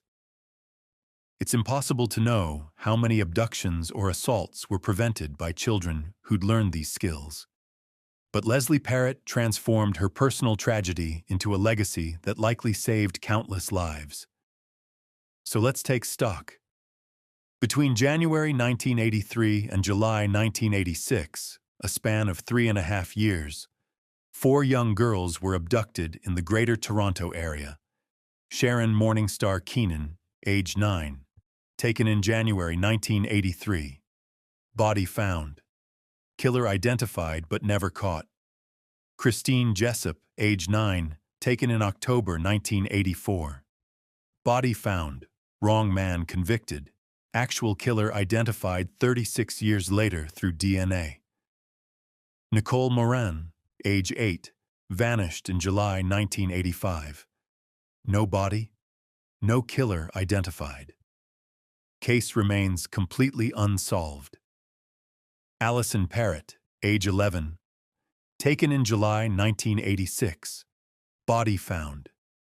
Killer identified 13 years later through DNA. Nicole's case is the only one where no remains have ever been found. The only one where no perpetrator has ever been identified. The only one where the family has received 0 answers. Why? What makes her case different? The most likely explanation is that in the other 3 cases, there were crime scenes. Places where the assaults and murders occurred. Physical locations where the perpetrators left evidence. DNA, fibers, fingerprints, other trace materials that forensic scientists could eventually analyze. Nicole has no crime scene, or more precisely, if a crime scene exists, it's never been found. Without that physical location, without the evidence that crime scenes preserve, investigators have nothing to analyze. This is why the search is conducted based on tips, the Springwater Township woods in 2014, the Etobicoke Park in 2022, are so important. Finding a crime scene, even decades after the crime, could finally provide the physical evidence needed to solve this case. But 4 decades of searching hasn't produced that discovery, and with each passing year, the likelihood diminishes. Nature reclaims spaces. Development transforms landscapes. Evidence degrades and disappears. The wrongful conviction of Guy Paul Morin in Christine Jessop's murder had consequences that extended far beyond one innocent man's tragedy. It exposed systemic problems in how police investigations were conducted, how prosecutors built cases, how forensic evidence was collected and presented, and how the criminal justice system sometimes prioritized securing convictions over ensuring justice. In 1996, the Ontario government established the Commission on Proceedings involving Guy Paul Morin, led by the Honourable Fred Kaufman. The Commission's mandate was to examine everything that went wrong in Morin's case and recommend changes to prevent future wrongful convictions. The Kaufman Commission released its report in 1998 with 119 recommendations covering virtually every aspect of criminal investigations and prosecutions. These recommendations transformed how Ontario police services conduct investigations, particularly in serious cases like homicides and child abductions. Some key changes relevant to cases like Nicole's: immediate involvement of homicide investigators when a child goes missing under suspicious circumstances. No more waiting a week like happened in Nicole's case. Better coordination between different police services to prevent tips or information from falling through bureaucratic cracks. Improved preservation and documentation of evidence to prevent contamination or loss. Better training for interrogators to prevent false confessions and coerced statements. Reforms to how Crown prosecutors and defense lawyers access disclosure materials to ensure fair trials. Independent oversight of forensic laboratories to prevent bias and ensure scientific rigor. These weren't just theoretical recommendations. They were implemented systematically across Ontario law enforcement. Police officers received new training, protocols were rewritten, oversight mechanisms were established. The irony is that these reforms came too late for Nicole Morin. If her disappearance had occurred after the Kaufman Commission recommendations were implemented, the investigation might have been conducted differently from day one. Homicide detectives would have been involved immediately. Evidence preservation protocols would have been more rigorous. Coordination between different investigative units would have been tighter. Would these changes have led to Nicole being found? We can't know, but they would have given her case the best possible chance of being solved. Fast forward to 2021. 36 years after Nicole disappeared. Justice Gloria Epstein released the Missing and Missed report examining how Toronto Police Service handled missing persons cases, particularly involving marginalized individuals. The report was triggered by the case of Bruce McArthur, a serial killer who murdered 8 men from Toronto's gay community between 2010 and 2017. McArthur's victims were reported missing, but police didn't connect the cases or treat them with appropriate urgency. Several victims were from marginalized communities, and their disappearances weren't prioritized.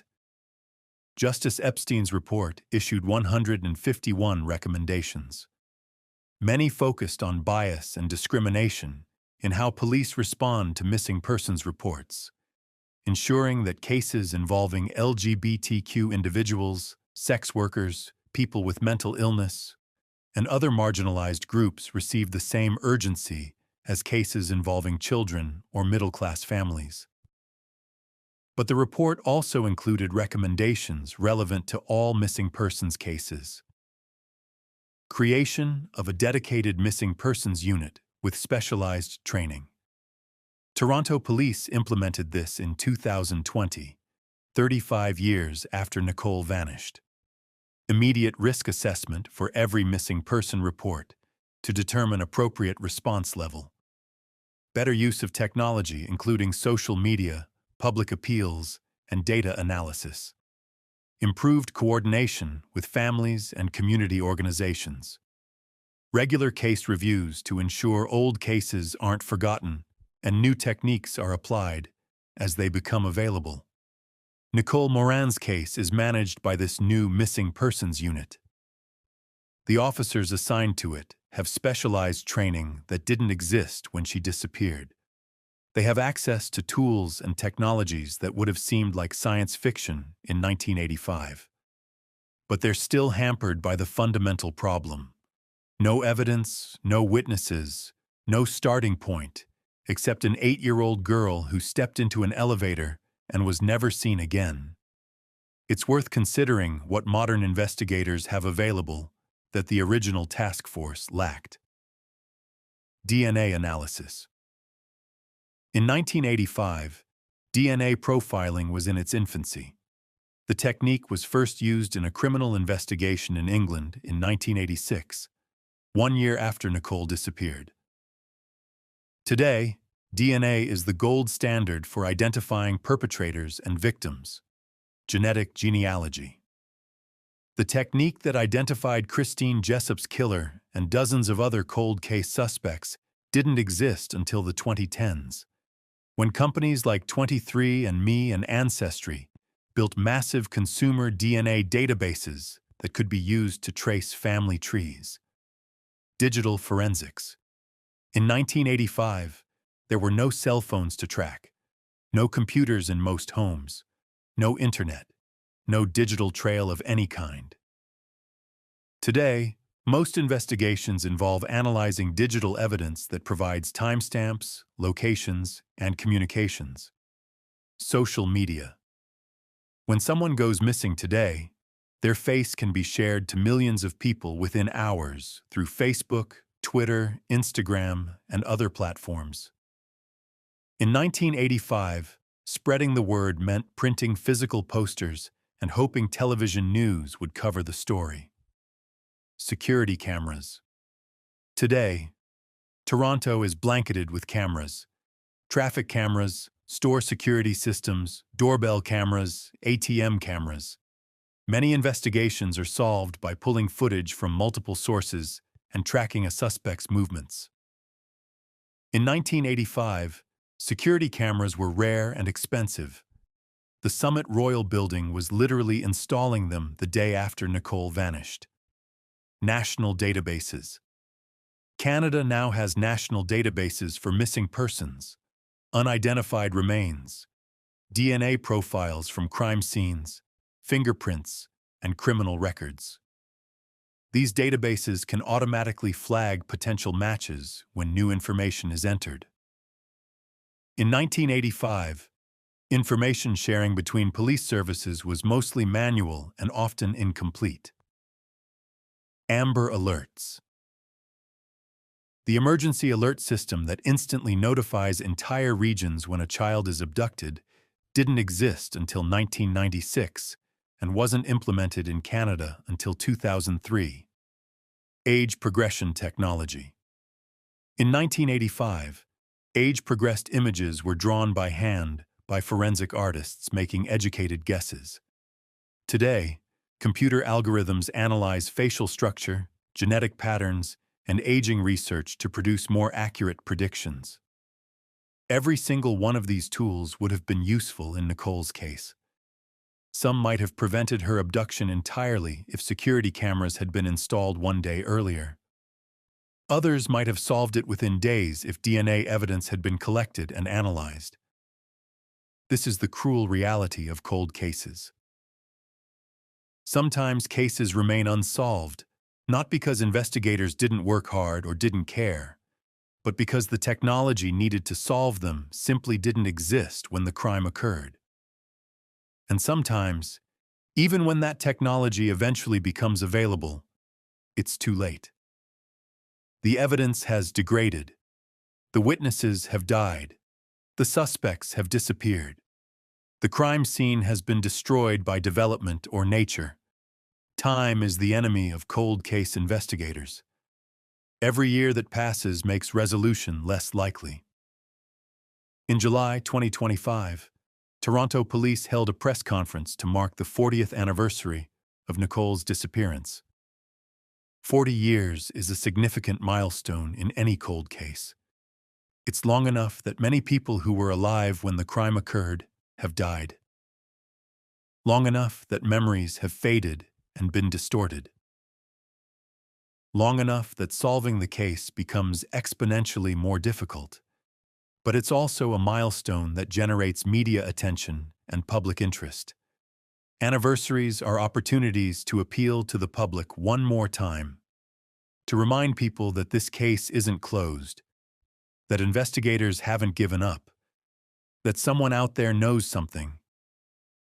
Acting Detective Sergeant Steve Smith of the Homicide and Missing Persons Unit stood before the assembled media and made a statement that was both honest and heartbreaking. "We have no hard evidence. After she went in that elevator, it's almost like she just disappeared." That admission, "we have no hard evidence," is rare in police press conferences. Usually, investigators emphasize what they do know, what they have been working on, what progress has been made. They project confidence and competence. But Smith's candor was strategic. He was acknowledging the reality that everyone following this case already knew. Police are stuck. They've investigated thousands of leads. They've deployed massive resources. They've used every tool available to them, and they're no closer to solving this case than they were in 1985. But Smith didn't stop with that admission. He continued, "This case is not closed. It has never been forgotten, and it only takes one piece of new information to make a difference." This is the message cold case investigators always emphasize. One piece of information. One witness who decides to finally speak. One person who knows something but hasn't realized its significance. One tip that provides the missing piece of the puzzle. Police announced a new $50,000 reward for information leading to Nicole's location, valid for 1 year. This was separate from the $100,000 reward for her safe return that Crime Stoppers had maintained since 1985. They also released a new age-progressed photograph showing what Nicole might look like at 48 years old. The image showed a woman with shoulder-length brown hair, mature features that echoed the 8-year-old's face and her mother's eyes. She could be anyone. She could be nowhere. She could be sitting at a computer somewhere, looking at this image, seeing her own face, and wondering why it looks so familiar. Amanda Pick, CEO of the Missing Children Society of Canada, spoke at the press conference with words that captured both hope and determination. Time does not erase hope. It can't. We have to not only hope, but take action. Sean Sportoon, chair of Toronto Crime Stoppers, made a direct appeal. Someone, somewhere knows something. If that someone is you, please, now is the time to speak up. And Melissa Elishuk, Nicole's childhood best friend, made the personal plea we discussed in Part 2, asking Nicole directly, if she's alive and watching, to come home. Rewards in missing persons cases serve multiple purposes. Obviously, they provide financial incentive for people to come forward with information. $50,000 is life-changing money for many people. It's enough to overcome reluctance based on fear of involvement or desire to stay out of police matters. But rewards also serve a psychological purpose. They demonstrate that the case is still active and important. They generate media coverage which reminds the public about the case and potentially reaches new witnesses who weren't aware of it before or weren't paying attention during previous appeals. And they put pressure on anyone who knows something. If you're sitting on information about what happened to Nicole and you see police offering $50,000 for that information, it forces you to actively choose not to come forward. You can't claim you didn't know people were looking for answers or that it didn't seem important enough to report. The question is whether financial incentives work in cases like this. The evidence is mixed. Sometimes rewards do produce tips that solve cases. Someone who witnessed something but didn't want to get involved decides the money is worth the inconvenience. Someone who heard something from a relative or friend decides to report it. Someone who's been carrying guilt decides this is their chance to unburden themselves while also receiving compensation. But often, rewards produce a flood of false tips from people hoping to claim money despite having no actual information. They make educated guesses. They report rumors and speculation.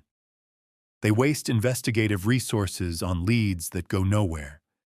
In Nicole's case, the $50,000 reward is active for 1 year, through July 2026. If someone has information, this is their window. After that, the reward presumably expires, though the $100,000 for her safe return remains available indefinitely through Crime Stoppers. Will it work? Will someone finally come forward with the piece of information police have been waiting 40 years to receive? We won't know until we know. One significant development announced at the 40th anniversary press conference was that all of Nicole's case files, more than 80 boxes of evidence, reports, tips, witness statements, and investigative documents, have been fully digitized. This might not sound dramatic, but it's actually hugely important for cold case investigations. Physical files deteriorate over time. Paper yellows and becomes brittle. Photographs fade. Documents get misfiled or lost. When a case generates 80 boxes of materials over 40 years, finding specific information becomes incredibly time-consuming. An investigator looking for a particular witness statement or a specific tip might spend hours going through boxes trying to locate it. Digital files are searchable.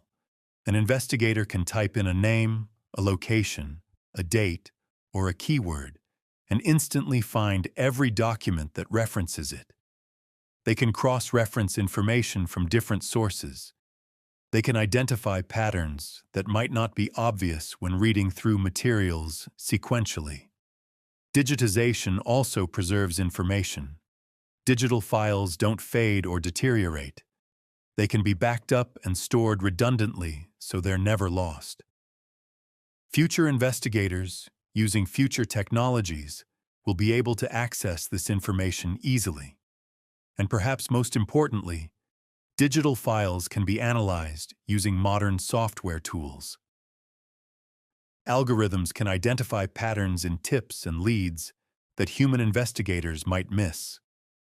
Data visualization can show connections between pieces of information.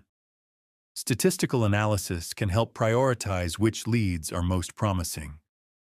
The digitization of Nicole's case files means that every piece of information gathered over 40 years is now accessible and analyzable in ways that weren't possible before. If there's a pattern hiding in those 80 boxes of documents, if there's a connection that investigators in 1985 or 1995 or 2005 missed, modern analytical tools might finally find it. Nicole Morin is one missing child among thousands over the decades. What makes her case significant beyond the obvious tragedy of a child's disappearance?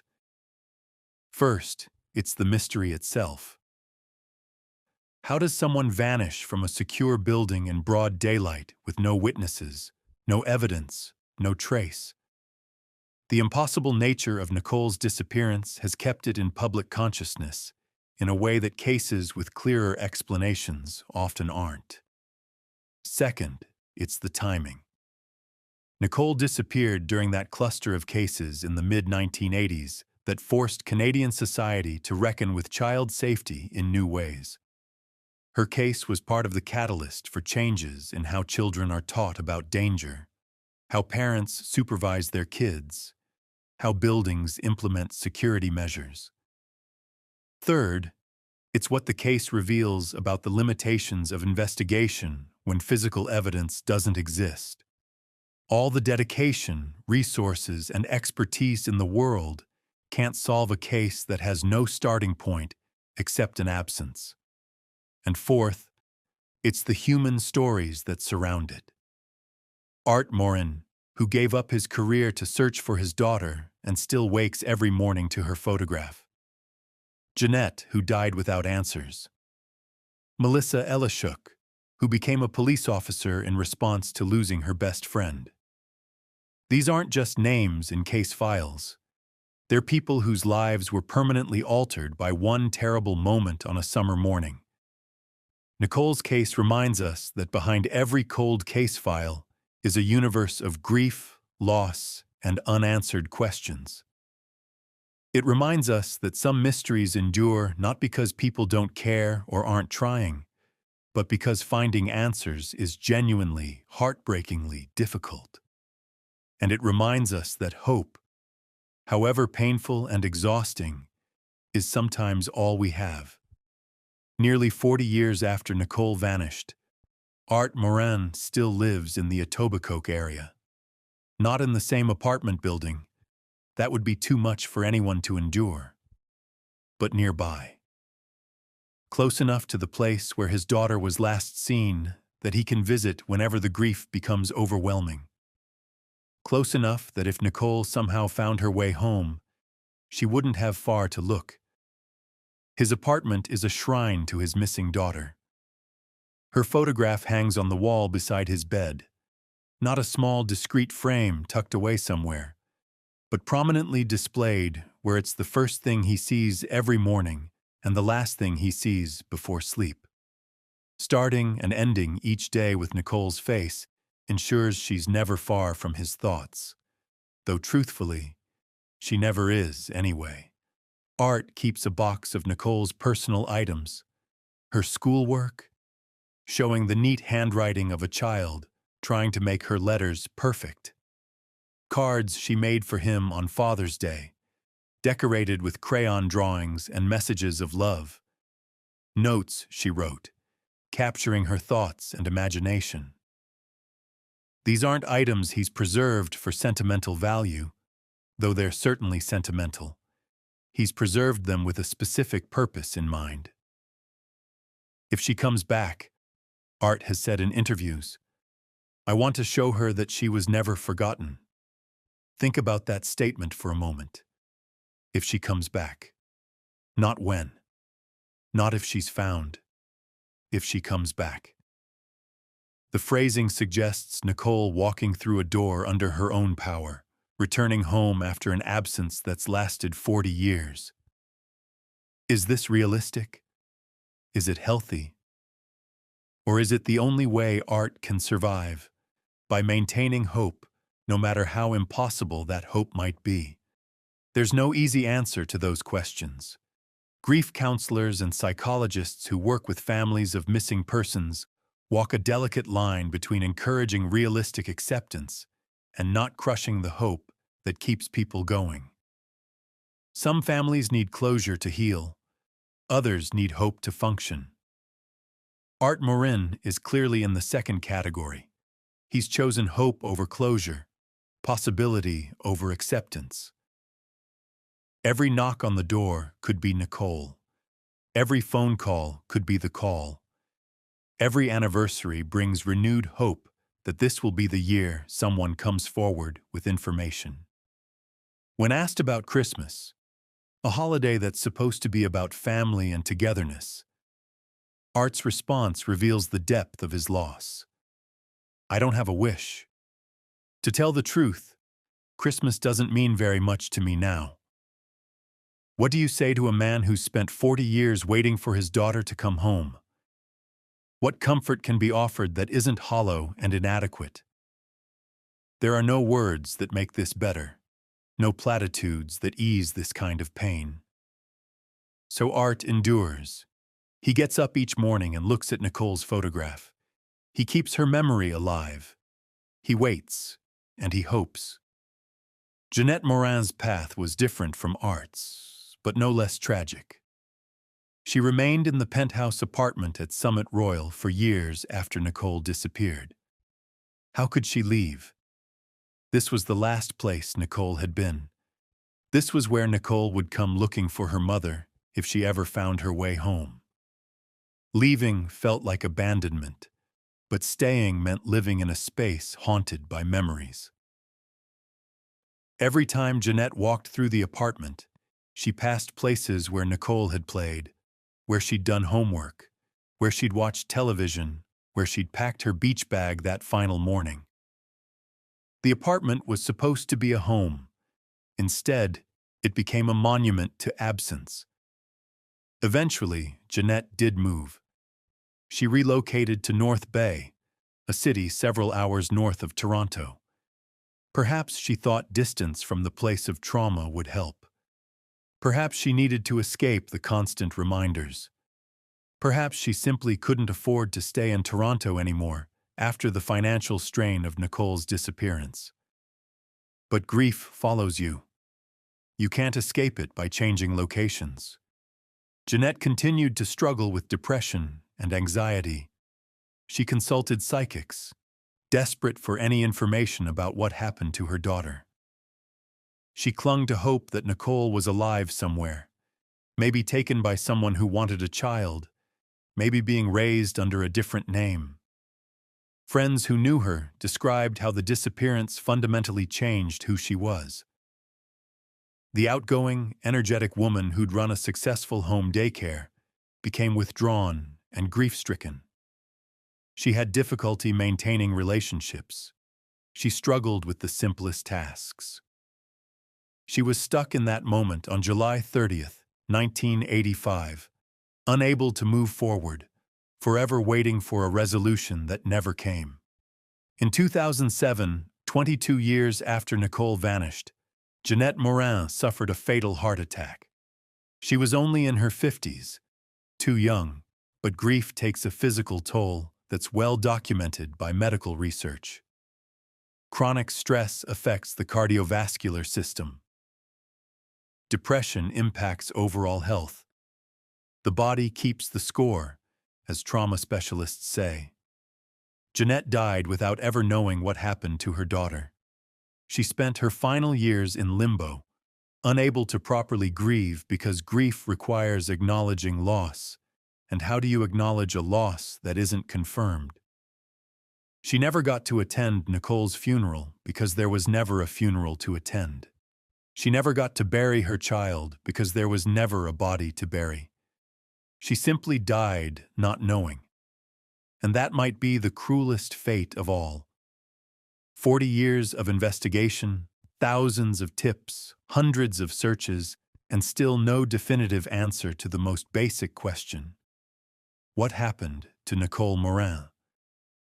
We can eliminate some possibilities with reasonable confidence. Nicole didn't run away. 8-year-olds who run away don't vanish completely. They turn up somewhere. They need help. They're spotted. And Nicole had no reason to run. She was happy at home. She was looking forward to swimming with her friend. She carefully packed everything she'd need for the pool. These aren't the actions of a child planning to flee. Nicole wasn't taken by a family member as part of a custody dispute. Both parents were investigated and cleared. Extended family members were checked. There was no evidence of family abduction. Nicole didn't wander off and get lost. The building was secure. You can't get lost going from the 20th floor to the lobby. And even if she somehow exited the building and got disoriented, 900 volunteers searched the surrounding area thoroughly. If she'd been nearby, she would have been found. So what does that leave? The theory that police have held since the early days of the investigation remains the most likely explanation. Nicole was the victim of a crime of opportunity committed by a predator who happened to be in the building at that exact moment. This theory raises questions but doesn't answer them. Who was this predator? How did they get Nicole out of the building without being seen? How did they prevent her from screaming or fighting? Where did they take her? What did they do to her? Where are her remains? One possibility is that the predator was someone with legitimate access to the building. A resident, a maintenance worker, a delivery person, someone who knew the building's layout, knew how to move through it without drawing attention, knew where cameras were located, if any, knew the blind spots. If the perpetrator was a resident, they might have lured Nicole into their apartment on some pretext. Your mother asked me to watch you for a moment. I have something cool to show you. Can you help me carry something? An 8-year-old, especially one who knew her neighbors by sight, might not have been immediately suspicious. Once inside a private apartment, Nicole could have been restrained, possibly harmed immediately, or held for hours or days before being transported elsewhere. The perpetrator then would have had time to carefully plan disposal of remains, transportation out of the city, destruction of evidence. Alternatively, the perpetrator might have worked in the building. A maintenance person would have access to mechanical rooms, storage areas, utility closets, all the hidden spaces that residents never enter. They could have lured Nicole into one of these spaces, perhaps claiming there was something wrong with the pool that needed to be checked, or that her mother had asked him to show her something. Or the perpetrator could have been an opportunistic predator who happened to be in the building that morning, visiting someone, making a delivery, posing as a resident, who saw Nicole alone in the lobby and acted on impulse. This theory is harder to square with the complete absence of witnesses, but it's not impossible. If the timing was right, if everyone else was momentarily looking away or occupied elsewhere, someone could have grabbed Nicole and left through a side entrance before anyone noticed. All of these theories involve Nicole being taken alive from the building, but there's another possibility that's even darker. What if Nicole never left the building at all? What if something happened to her inside Summit Royal, and her body was hidden somewhere within the structure? Police searched every apartment, every storage unit, every utility room. But large apartment buildings have hidden spaces. Walls can be opened and resealed. Floors can be disturbed and replaced. If someone had access to areas under construction or renovation, they could have concealed remains in ways that wouldn't be discovered during routine searches. Over 40 years, the building has been renovated multiple times. Apartments have been gutted and rebuilt. Common areas have been updated. If Nicole's remains were hidden in a wall or floor that was later renovated, they might have been inadvertently moved or destroyed during construction, leaving no trace. This theory is particularly disturbing because it suggests Nicole might have been nearby all along, that her remains might have been in the building while her mother still lived there, while searches were being conducted, while residents went about their daily lives. We can't know which of these theories is correct. We may never know. But understanding the possibilities helps explain why this case has been so difficult to solve. There's an element of luck in solving crimes that doesn't get discussed enough. Investigators can be skilled, dedicated, and thorough, but sometimes they need luck. They need a witness to happen to be looking at the right moment, They need a perpetrator to make a mistake that leaves evidence behind. They need physical evidence to be preserved properly. They need technology to exist that can analyze that evidence. They need someone to come forward at the right time with the right information. Nicole's case has been marked by terrible luck at every turn. The witness who saw Nicole in the lobby didn't see what happened next because they looked away at the crucial moment. The security cameras that would have captured everything were installed one day too late. The perpetrator, whoever they were, apparently left no physical evidence that investigators could find. The homicide squad wasn't brought in immediately, potentially missing crucial early investigative opportunities. No witnesses came forward who saw Nicole being taken out of the building or placed in a vehicle. The anonymous tip about Springwater Township took 30 years to reach Toronto police. The Belgian organization's biometric analysis couldn't be definitively confirmed. The excavation based on the 2020 witness statement didn't produce remains. At every crucial juncture, this case needed something to break in the right direction. And at every juncture, it didn't. This doesn't reflect badly on investigators. They've done everything possible with the information available to them. But investigations sometimes hinge on factors beyond anyone's control. And in Nicole's case, those factors consistently aligned against resolution. Despite 4 decades without answers, there's reason for measured optimism about future developments. Technology continues advancing. Tools that didn't exist 5 years ago are now standard. Techniques that seemed like science fiction a decade ago are now routine.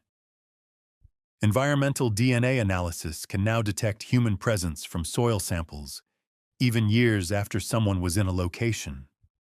If investigators can identify likely locations where Nicole might have been taken, soil analysis might confirm human presence and narrow search parameters. Ground-penetrating radar technology has improved dramatically. Modern systems can detect disturbances in soil or structural anomalies in buildings that older systems would have missed. If there are locations in the Summit Royal Building or surrounding area that haven't been thoroughly searched with current technology, new searches might reveal something. Isotope analysis of remains, if ever found, can determine where someone lived during different periods of their life, based on water and food consumption. This could help confirm identity and potentially trace where Nicole was taken if her remains are eventually recovered. The continued growth of DNA databases means more potential genetic genealogy matches. If there's any DNA evidence in Nicole's case that hasn't yet been tested, touch DNA from her clothing kept by the family, for instance, it could potentially be analyzed using current techniques that are far more sensitive than what was available in 1985. Artificial intelligence and machine learning algorithms can analyze large datasets looking for patterns humans might miss. The 80 boxes of case files, now digitized, could be fed into analysis systems that identify connections between tips, leads, and suspects that investigators didn't recognize at the time. And social media continues to expand investigative reach. A single post about Nicole's case can reach millions of people around the world. Someone who knew nothing about the case might see Nicole's photograph, recognize the building, remember something significant from their childhood. None of these technologies guarantee resolution, but they represent possibilities that didn't exist before. They're reasons to maintain hope that eventually, somehow, technology will provide the break this case needs. Cases like Nicole's stay active partly because people refuse to let them be forgotten. Journalists who write articles on anniversaries, podcasters who examine cold cases, documentaries that bring these stories to new audiences, YouTube creators who research unsolved mysteries.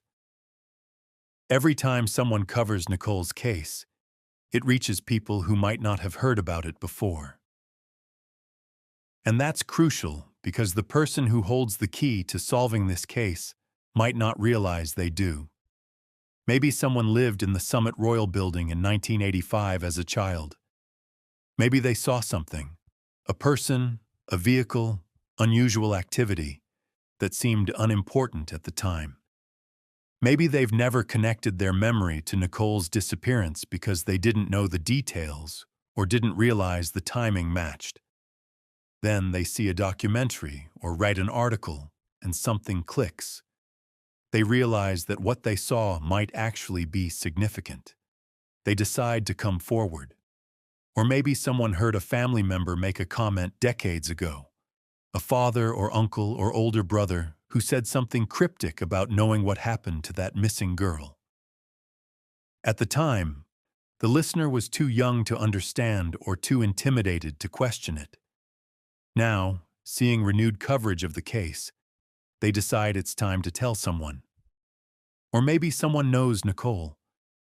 Maybe she was taken far away, given a new identity, raised believing her parents were dead. Maybe she's lived her entire life not knowing her real name. Then she sees her own face staring back at her from an age-progressed photograph, and pieces start falling into place. These scenarios might sound unlikely, but unlikely isn't impossible. Cold cases have been solved by less probable circumstances, so continued coverage matters. Every article, every podcast episode, every documentary, every YouTube video about Nicole's case is another opportunity for the right person to hear the right information at the right time and decide to come forward. That's why channels like Cold Case Desk are important. Not just because these stories deserve to be told, but because telling them might actually help solve them. The $50,000 reward announced at the 40th anniversary press conference is active for 1 year. But there's another reward that's been active since 1985 and has never been withdrawn.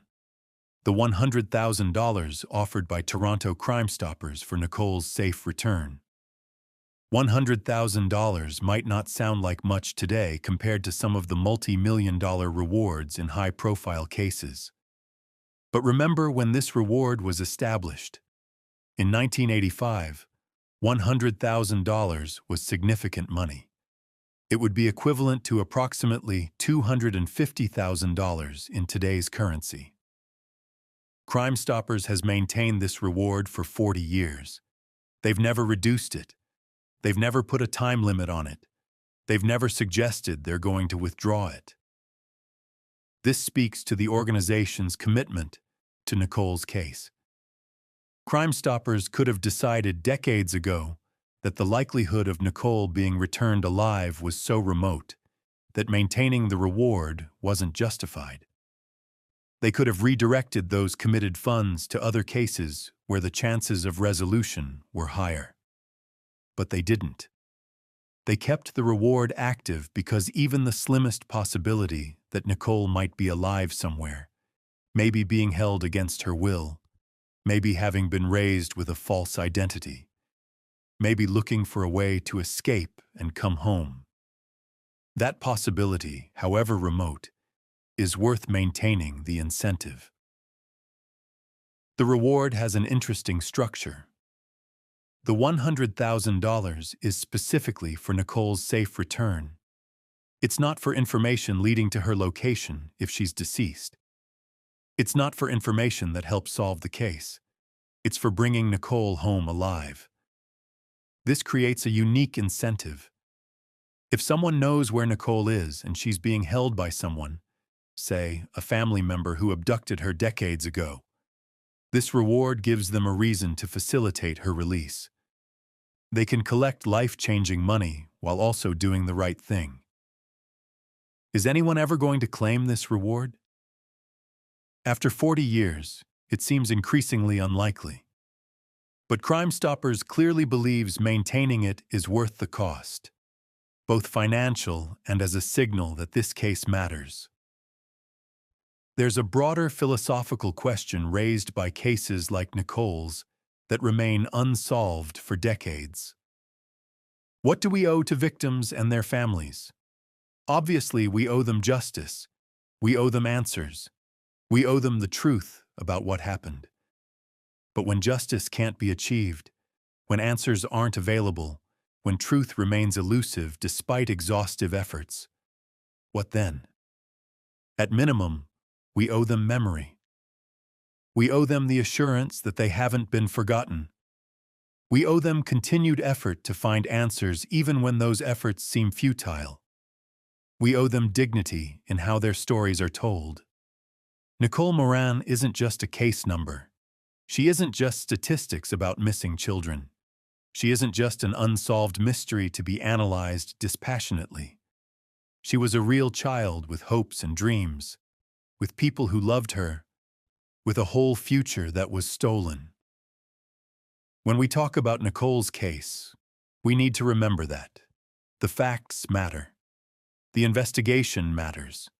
The timeline and evidence and theories matter. But they're not the only things that matter. What also matters is honoring Nicole's memory, treating her family's grief with compassion and respect, telling her story in a way that preserves her humanity while pursuing truth. This is the balance that true crime coverage should strive for. Inform without exploiting. Investigate without sensationalizing. Honor victims while pursuing answers. Nicole deserves that. Her family deserves that. And everyone following this case, hoping for resolution, deserves content that takes the responsibility of telling these stories seriously. As of January 2026, Nicole Morin's case remains actively investigated by the Toronto Police Service Homicide and Missing Persons Unit. The case files have been digitized, making all information more accessible and analyzable. The $50,000 reward announced at the 40th anniversary remains active through July 2026. The $100,000 reward for Nicole's safe return remains active indefinitely through Toronto Crime Stoppers. Age-progressed photographs showing Nicole at 48 years old are available and have been widely distributed. The investigation based on the 2020 witness statement continues, though specific details aren't being publicly disclosed. Contact information for anyone with information remains available through multiple channels, making it easy for witnesses to come forward anonymously if they prefer. The case is regularly reviewed to ensure new forensic techniques are applied as they become available. This is an open investigation. That designation is important. It means police haven't given up. It means they're willing to pursue new leads. It means they believe resolution is still possible. If you're watching this video and you know something about Nicole Morin's disappearance, please come forward. Maybe you lived in the Summit Royal Building in July 1985 and saw something that seemed unimportant at the time, but has bothered you over the years. Maybe you heard a family member or friend say something about knowing what happened to Nicole. Maybe you saw Nicole after she disappeared, in a vehicle, in another location, with someone who seemed wrong. Maybe you're Nicole. Maybe you were raised under a different name, with false information about your origins, and you've always felt like something about your past didn't add up. Whatever you know, whatever you suspect, whatever you remember, it could be the piece of information that finally solves this case. You can contact Toronto Police at 416-8087-411 or 416-808-2200. You can reach the Homicide and Missing Persons Unit directly. You can contact Crime Stoppers anonymously at 416-222-TIPS. That's 8477, or through their website at www.222tips.com. You can email findnicole@torontopolice.on.ca. If you're outside Canada and worried about international calling costs, Contact your local police service and ask them to relay information to Toronto Police. If you're afraid of retaliation or legal consequences, Crime Stoppers offers complete anonymity. They don't trace calls. They don't ask for identifying information. You can provide tips without ever revealing who you are. There's no statute of limitations on this case. If someone harmed Nicole, they can still be prosecuted regardless of how many years have passed. And if you're carrying guilt about not speaking up sooner, let that guilt go. What matters is speaking up now. What matters is providing information that could finally give Nicole's family the answers they've waited 40 years to receive. Someone knows something. Multiple people probably know different pieces of the puzzle. If you're one of them, this is your opportunity to do the right thing. If this documentary has affected you, please take a moment to help keep Nicole's case in the public eye. Share this video. Talk about Nicole's case with friends and family. If you're on social media, post about it. Every share, every conversation, every mention reaches someone new who might have information. Remember Nicole Morin. Remember what happened to her. Remember that 40 years later, her family still doesn't have answers. Remember that someone out there knows something. And if that someone is you, please finally, after all these years, come forward. For Nicole. For her father, who wakes every morning to her photograph. For her mother, who died without answers. For her best friend, who's never stopped hoping. For everyone who searched, investigated, prayed, and waited. It only takes one piece of information to change everything. Be the person who provides it. Remember, there is no waiting period to report someone missing. Contact police immediately if you have information. Thank you for watching this Cold Case Desk documentary. If you found this investigation valuable, please like, comment, and subscribe. Your engagement helps keep cases like Nicole's in the public eye. Justice delayed doesn't have to mean justice denied. Help us bring answers to families who've waited too long.